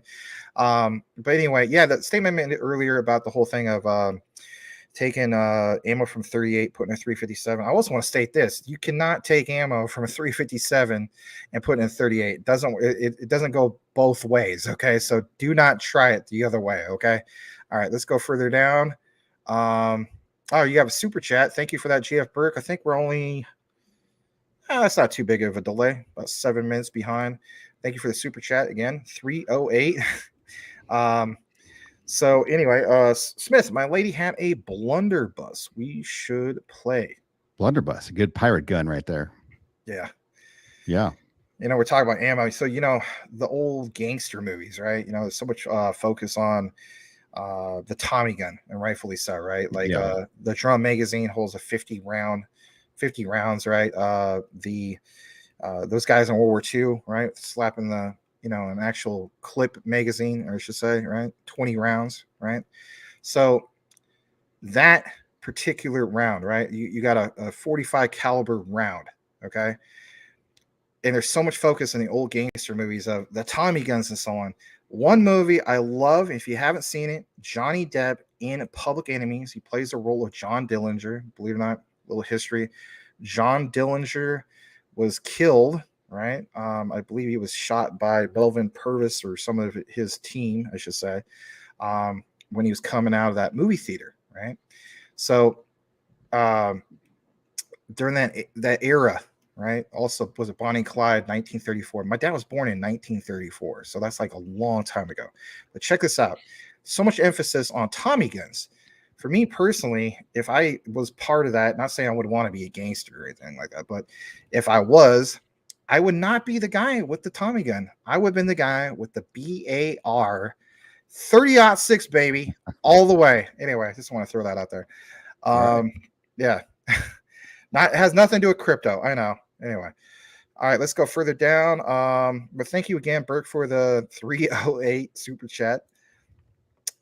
Some of us says the only duck I like is a bottle of cold duck. Man, I'll say this. I love roasted Peking duck. That was it, that duck sauce they give you, where it's kind of like a duck juice, if you will. It's the best. All right, let's go further down. Are you guys talking about Tom Shea butter again? Can you get duck butter in a bottle? My God. All right, let's go further down in the comments. He's talking about ETH right now in regards to the garbage. Crypto is going to buy a whole new world, and I still use AOL. Why do you still use AOL? The only thing I can think of is because you have a lot of old friends, in which, like, I guess you could say they're your contacts from AOL. That are so old school, because I used to do this way back in the day. You just loved hearing, "You've got mail." Anyway. Yeah, I ditched that the instant it was possible. Right. Let's see here. Some of us says AI, VR, and crypto will work hand in hand. Here's a comment in regards that you got mail. Me too, some of us. You got mail is the see? People want to keep that, you know. Oh, that's funny. All right. Might not have been the first, but XRP is the best. HODL the ODL. The ODL. HODL the ODL. Yeah, I like that. Yeah, HODL the ODL. You know what? That would be cool, right? Get an XRP shirt. HODL the ODL. Man, you know what? We'll have to credit you on that one, Cash. That's a good one, man. All right. Crypto Mendizzle, Democrats are my food liquidity. And Wow. Yeah. Never want to All look right. at it from that All perspective. right. Yeah. Yeah. That escalated quickly. Yeah. It's like cannibals meets 308s meets 30, the 357. Never mind. That's bad. I don't wish death on people. Anyway. Their women will need support. LOL and memes don't pay the. Oh God, bring in the fire, literally. All right. Let's see. All right. Burke, I know, right? Tap tap. It way better than brrr. Yeah. I want to state this real quick, right? A-10 Thunderbolt or Warthog pilots. You know how fun that must have been to just absolutely rip through some of those, opposing forces tanks with that laser Vulcan Gatling gun right in the nose. The bird. Anyway. Yeah, we got a base here that's got the A-10s. Nice. Yeah. Yeah. I love going to air shows personally. My thing, of course, is I love the sound of the propeller-driven airplanes or the jets. I just think it sounds so much more. You guys may think this is weird, but sexier, if you will. It just has a nice sound to it like no other. Those are the turbo props. Yeah, like the P-51 Mustang, the Merlin engines. Oh, yeah, that's badass. Rolls-Royce Merlin engine. Oh man, nothing else like it. Summer Flood, I don't own any guns, but that doesn't stop me from protecting the Constitution from enemies foreign to best. That's awesome, Selma. Thank you, brother. Appreciate that, man. Coochie Boy, I took my 357 to the range, but the guy next to me had the 44. Ooh, Clint Eastwood style. So I put it back up. That's had a little gun envy there, huh? Yeah, that's kind of funny. Anyway. My boat incidents. All right, hold on a second. Thanks, Max and Sean. Great show. And see y'all later. Moral of the story: get more XRP, not financial advice. Got it. Oh yeah, and God bless America. Yes. Have a good night. But lost pew pews, he says. The Constitution. What's the name? When will Brick start the new bull run? Some people have basically feel like they have. And, if you look more into it, I know Ted of. Shout out to Ted of LC Lift Capital. I mean, he talks a lot about some of these things too. It's like Rosario said, the train on that one has left the building. Yeah. Or has left the station. Yes. It really has. I think we got about roughly 3 minutes left. I think I'm almost towards the bottom of the comments anyway. I want to show you guys just this real quick. So this is going to be the icing on the cake, right? So, you saw the whole outline if you were watching from beginning to end. Some of you guys didn't, and that's okay. But look at this. So read what it says here, or I'll share it with you. How Ripple fits into the CBDC narrative, right? Ripple has grown to become a dominant leader in the blockchain payments ecosystem, as we know. And over the years, it has developed a vibrant and easy to adopt solution based on the XRP ledger, through which central banks can deploy their own CBDCs. Now look at what's highlighted. According to the company, its CBDC platform enables stability, security, and resilience. It boasts that central banks can build trust using the XRP ledger's proven technology. Build trust. Think about that for a second. Does it have something to do with maybe, building the trust of institutional money, the BlackRocks and so on? Could be. Enabling consistent standards, privacy, and security. Now, also, I'm going to show you this, and it's not highlighted, but look what it says. The XRP ledger will also enable CBDCs to build on it to create wholesale retail products that can come in handy for banks, fintechs, and members of the public. Now, as I scroll down, look what it says here. Other notable benefits of the XRP ledger for CBDC deployment or development, I know I got right on that, include interoperability and overlay services. Now, I want to state this. I have to throw in quant to that particular message. It's not saying it, but Overledger is an overlay in regards to all that. And it says, as well as helping to attain sustainability based on its energy efficient protocol. There's of course more in regards to like what you see in regards to central banks and Bhutan and all that as well. Let me just fix my camera again for the 20th time. But I really did feel as though that was kind of like the icing on the cake, if you will. People kind of just need to have it broken down, I guess you could say in layman's terms. When Sean talks about the plumbing, what are we also talking about that? Well, I did share this on the other video from the other day, and I did give you a shout out, Sean, if you saw the video. It was a quick video. But here's a reiteration. Okay, cool. So here's a reiteration of what we're talking about. And I guess you could say technically, this is the extra icing on the cake. Shout out to this guy, Construction Trader ETH.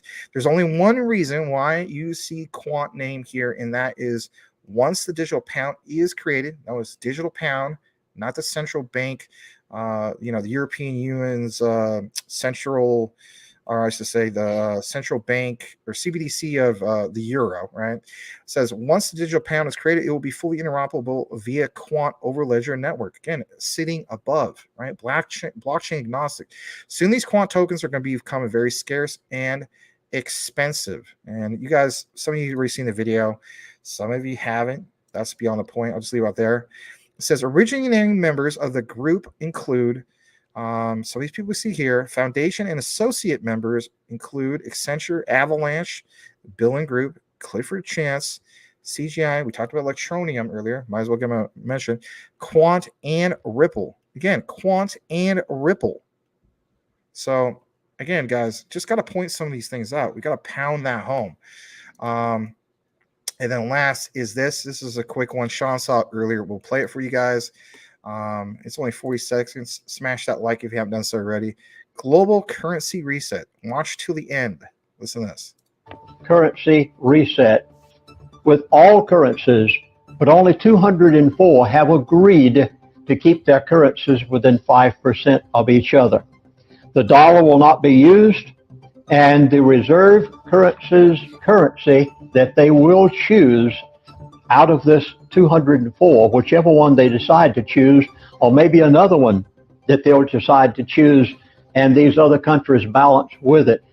The currency that they do decide that will be the future reserve currency of the world will be backed by gold. So again, in closing, all right, I understand what your take was earlier, Sean, that you don't feel like it is the whole thing with gold. But for people who are like, yeah, man, Crypto Lulu's right. Coach JV, Verson, some of these guys and so on, right? Bullzilla, right? Gold, XRP, backed by gold. Your statements in regards to that. So for me, I would have to really kind of understand the mechanics and how that would work, because I don't get it, how they could peg gold to a digital currency like that. Who holds it, right? How is it held, right? Does a bank that holds $1 million worth of Electronium XRP, do they hold gold that backs it? Is it every central bank digital, or every central bank, do they hold gold? Is it the IMF? I mean, who holds all of the gold that's backing XRP? Is it Ripple? Like, to me, it doesn't make sense. Well, hear this, just okay. I get where you're coming from in regards to this. So if we're making such a big deal about the central banks, and I don't want to drag this on, Sean, I respect our time, so I would close it out. We are going to close it out. But the thing is this, if we know, was it, what's the name? Look at this. When will BRICS start the new bull run? All right, leave it at that. So the BRICS nations, as we know, are stacking gold like at record paces and so on. Yes. I've also heard that the central banks of the world, right, various different countries that are part of the central banks of Europe and so on, are doing what? Stacking gold. So if they're stacking gold, then to me, all right, if they're accessing Ripple's on-demand liquidity, technically speaking, that enters into the equation the Nostro-Vostro debate, right? Then to me, again, it's just not 100% spot on this. I got to get more confirmation. But to me, all right, what's backing it would be the gold that the central banks hold. As we talk about pairings to pair up with this. Am I too far off? So, I mean, I understand if the digital dollar was backed by gold, if the digital yuan, which probably is going to be backed by gold, and the digital ruble and everybody else's currencies, I can understand that.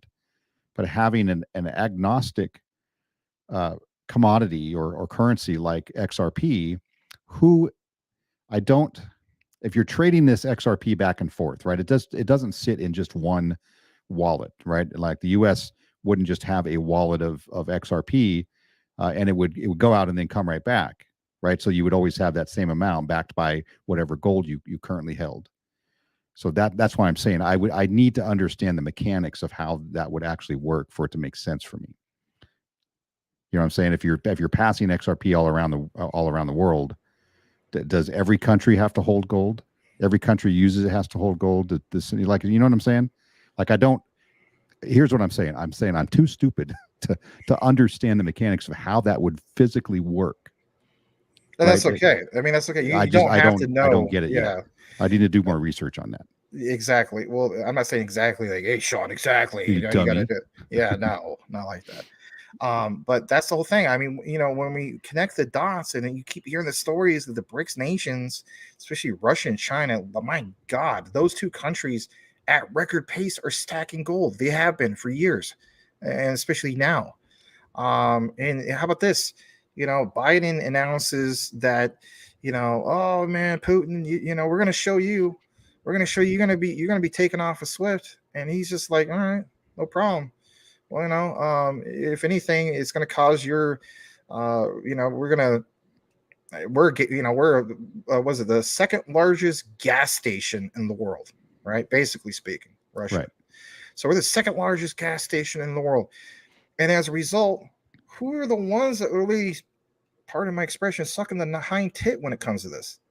It's us who get punished with these prices at the pump, right? So Yes. their country, Russia is literally like, if anything, turning profit, right? Big time. They're going to invest it in stacking gold. We're stacking crypto. They're stacking gold. So if we're connecting the dots here, to me, it's like, what's the name? He just has a statement. When will the BRICS start the new bull run? I think they already have. Yeah, they've definitely started it, and you can see that. You know, they just Saudi just announced they're gonna, or OPEC just announced they're gonna cut production for oil. Why? Because Biden said we're not gonna fill our strategic reserves right now, right? And so they were counting on that. So they're basically going tit for tat right now with us, right? We said something they didn't like. You know, we don't like your policy. Okay, we're gonna cut off some of the supply for you guys. You see how you like that? Right. And then we in this country, we can't do anything about it because the oil companies don't want to invest in more infrastructure at their facilities to facilitate more production, right? Which could lower fuel prices here. And why won't they do that? Because we keep telling them, the government keeps telling them, we're going to eliminate you, right? We don't need your fossil fuels anymore. We're going to shut you guys down and go, you know, green energy and solar and wind energy and all that stuff and get rid of coal. So why would they invest billions of dollars to build out their infrastructure for a very temporary time period that they're never going to get back? They're like, no, we're not going to do that. You keep telling us you're going to put us out of business, and now you want us to spend billions of dollars to help you save money. They're like, no, screw you. We're not doing it. Yeah, we talk about cancel culture. That's like, yeah, cancel economics times a billion to the 589th power of an XRP. Now you get what I'm saying. It's crazy. All right, I'm gonna read a few more comments. We're gonna wrap it up. All those, not that we didn't want to cover H bar. Maybe we'll get into that tomorrow. Thoughts on H bar shutdown? We did cover that before. All right, let's go further down into the comments. I'm gonna double check the other screen, see how we're doing. We're doing fine. All right. Man, my stomach just growled right there. Did you hear that? Anyway. No, I didn't. Gotta get some late night dinner. Anyway.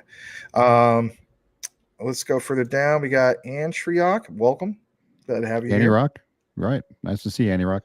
Annie Rock. Okay, my bad. I'll pronounce it the right way. All right, let's see here. Cash Cats believes XRP bags deserves the credit for the hodl say. All right. Okay. Yeah, I watch it. Says when good men do nothing. Good point. Bending the knee makes us part of the problem. It does. No, I agree with you 110% when it comes to that. Think about how many times we bended the knee, you know, or give in a little bit, and then now look at all the problems we got. Electronium. I always thought about maybe having that, a little bit of that. Anyway, Coochie Boy says, well, dang, you guys got me one in a 44 now. Nothing wrong with that. Steve Canadian, the yuan has already been chosen so far to be the current reserve. I agree with you on that. They announced that 2 weeks ago. They are working towards picking the final one, but so are the digital yuan is the winner. And it sucks. I've heard the other debate where, some people feels like, can we have a come from behind victory? And, Michael Saylor is trying to like pound that home, but it's like, okay, Michael Saylor, I get where you're coming from, but at the same time, if, like I mentioned earlier in the show, if history tells us, which it consistently does, that it's all about the innovators, right, and progress through technology, then you just defeat your own argument. You know what I mean? As in Michael Saylor, not you, obviously. Yeah, they got the BRICS nations right now, and obviously there are others that are joining, including Mexico now is looking to China for help. So Yeah. they may be the next to fall. But they currently make up about 25% of the world's GDP, right? So they're steadily gaining. They're going to need a few more countries, and they're probably going to get it if we continue to do nothing here, right? We continue to infight and not innovate and not regulate. So, yeah, I can see. I don't know if the digital yuan will be the ultimate winner, the next reserve currency. I don't know that they have what it takes. I don't know that it has the backing, for everything. The U.S. dollar has been so entrenched right now in the world as the world reserve currency. It's going to take a lot to really knock it out. So we may see some fighting over this, right? I don't think the U.S. is just going to go quietly. I think that once they realize that they're about to lose all that power, all that economic power, whoever's president at the time is probably going to pick a fight. Well, I know this much. My cousin Stephanie, she, long before I got into crypto, I think she still does this. So she's one of those Forex traders. So people that really understand Forex, if anything, like kind of like what you mentioned, Steve, like they're probably like super excited about that, right? Because that's going to be a high yield for them. But anyway, long story short, we're going to wrap this up real, like literally, I think we're almost at the bottom of the comments. Steve the Canadian, welcome. Always good to see you, man. Appreciate good to see you, Steve. Steve, you Lazy Jedi, Shaman says, and so on. Guys, I don't even know if you guys have a show tonight or so on. If you do, awesome. If you don't, give them a follow. Watch the the Lazy Shaman show featuring the one and only this guy right here, Steve the Canadian. All right. Blackwood says when it comes to gold, he's heard it the same thing said for XDC. All right, let's see here. No, don't leave us. Yeah, I gotta get going. Cash Cats, the gold back crypto packs gold. Their gold is in Brinks vaults. Ooh, dun dun dun. Yes. All right. Who's seen Money Heist? Maybe I have seen that one. I think I've seen it. Brian Dow, this is a classic one. This is a new thing that we say now. Go touch a boob. Yeah. Yeah. Basically, that's what fudders need to do. They just need to stop flooding all the time, get out of the house, and sorry to say, go touch a boob. Coochie boy, if you see Money Heist, isn't Money Heist the one with Jason Statham? If that's the movie I'm thinking of, I have seen that. Google search the world's bridge currency. I'll remember that for tomorrow, my friend. I really need to wrap this up because if anything, I was in a lot of pain earlier, and that thing is starting to wear off right now. And yeah, so sorry about that, guys. I went through a really extremely stressful day today. But you won't have to give me super chats tomorrow unless you want to. But I really got to wrap this up tonight, guys. I'm sorry about that. It was even a miracle I was even able to be on tonight. But yeah, I'm sorry, McDizzle. I would definitely get your tags tomorrow though. And then for you guys who are like wanting a longer show, I would say we'll probably do WrestleMania, if you will, possibly tomorrow, but more like Friday because more people are here on the weekends. Let's see here. I'll read this last one. If you look at BRICS in the past, though, they have tried before and it failed. That's why everyone brushed this to try off. But the world is seriously done with the U.S. controlling everyone with imaginary interest rates. Good point. Super chat, so they can't leave us. Oh no, I gotta respect Sean's time too, guys. I mean, and Mike, everybody that's dropped super chats tonight, I really do appreciate it. I don't want you to think I'm trying to be dismissive. It just like I was telling Sean, I had to delay the show, man, because I had to wait for that. I'm not the type of guy that pop pain pills all the time. I was in extreme pain earlier, and I was like, man, I don't even know if I'm gonna be able to focus and do the show tonight. So that is kind of starting to wear off. I need to I just basically kind of need to go like lay down or extend my legs. I'm really in a lot of pain right now. So I'm sorry about that, guys. Brittany says, have a lovely night. All right. Good night, So Brittany. I really appreciate you guys. Let me see here. What if China requires the U.S. to pay all their debt back to them in yuan? I think if anything, I mean, Ripple's on-demand liquidity. Is that like the whole point? But I get where you're coming from, Coochie Boy. Then the U.S. would need to purchase the yuan with trash U.S. dollars. Lol. Feel better, Max, Sean, everyone. Thank you, Blackwood. Thanks, Blackwood. Appreciate it. Great perspective from Submo Flood as usual. Time for them to cash in those bonds. Berg, nah, man, you guys cool. It's late-ish. Yeah, it is. It is late. Steve the Canadian. Well, you put on a great show regardless, Max. You too, Sean. Thank you, Steve. Thanks, Steve. Appreciate that, buddy. Yeah, and I stop in, from time to time over on you guys' platform. You guys put on a good show. I even loved it when you guys were covering the whole thing of SpaceX launch. That was super fun. All right, if Darnard values, you guys got great comments. All right, so Cash, fam, have a great night. Catch you all tomorrow, Max. Take a gummy and sleep well. Good night. Already, Max. Feel better. Thank you. So I always appreciate you guys. Love you guys, man. You guys rock. We got a great community. We'll be back tomorrow for more of Crypto Talk Now, and obviously, what we have for the research. I have to give my brother Sean, like, you rock, man. Thank you so much for, continuously just taking the time to be here twice a week on our platform. Yeah, absolutely. Yeah. So next week I will not be here on Wednesday. Just letting everybody know right now. Yeah, I won't be here Wednesday. I'll be traveling for work, but I'll see you on Monday. All right. And if anything, we'll give Sean a plug. So we'll give 2 plugs, as the saying goes. So here it is in regards to for station identification, ctnnetwork.net. Make sure you sign up there. Guys, if you can't, I know that we love sharing things on crypto Twitter and whatnot.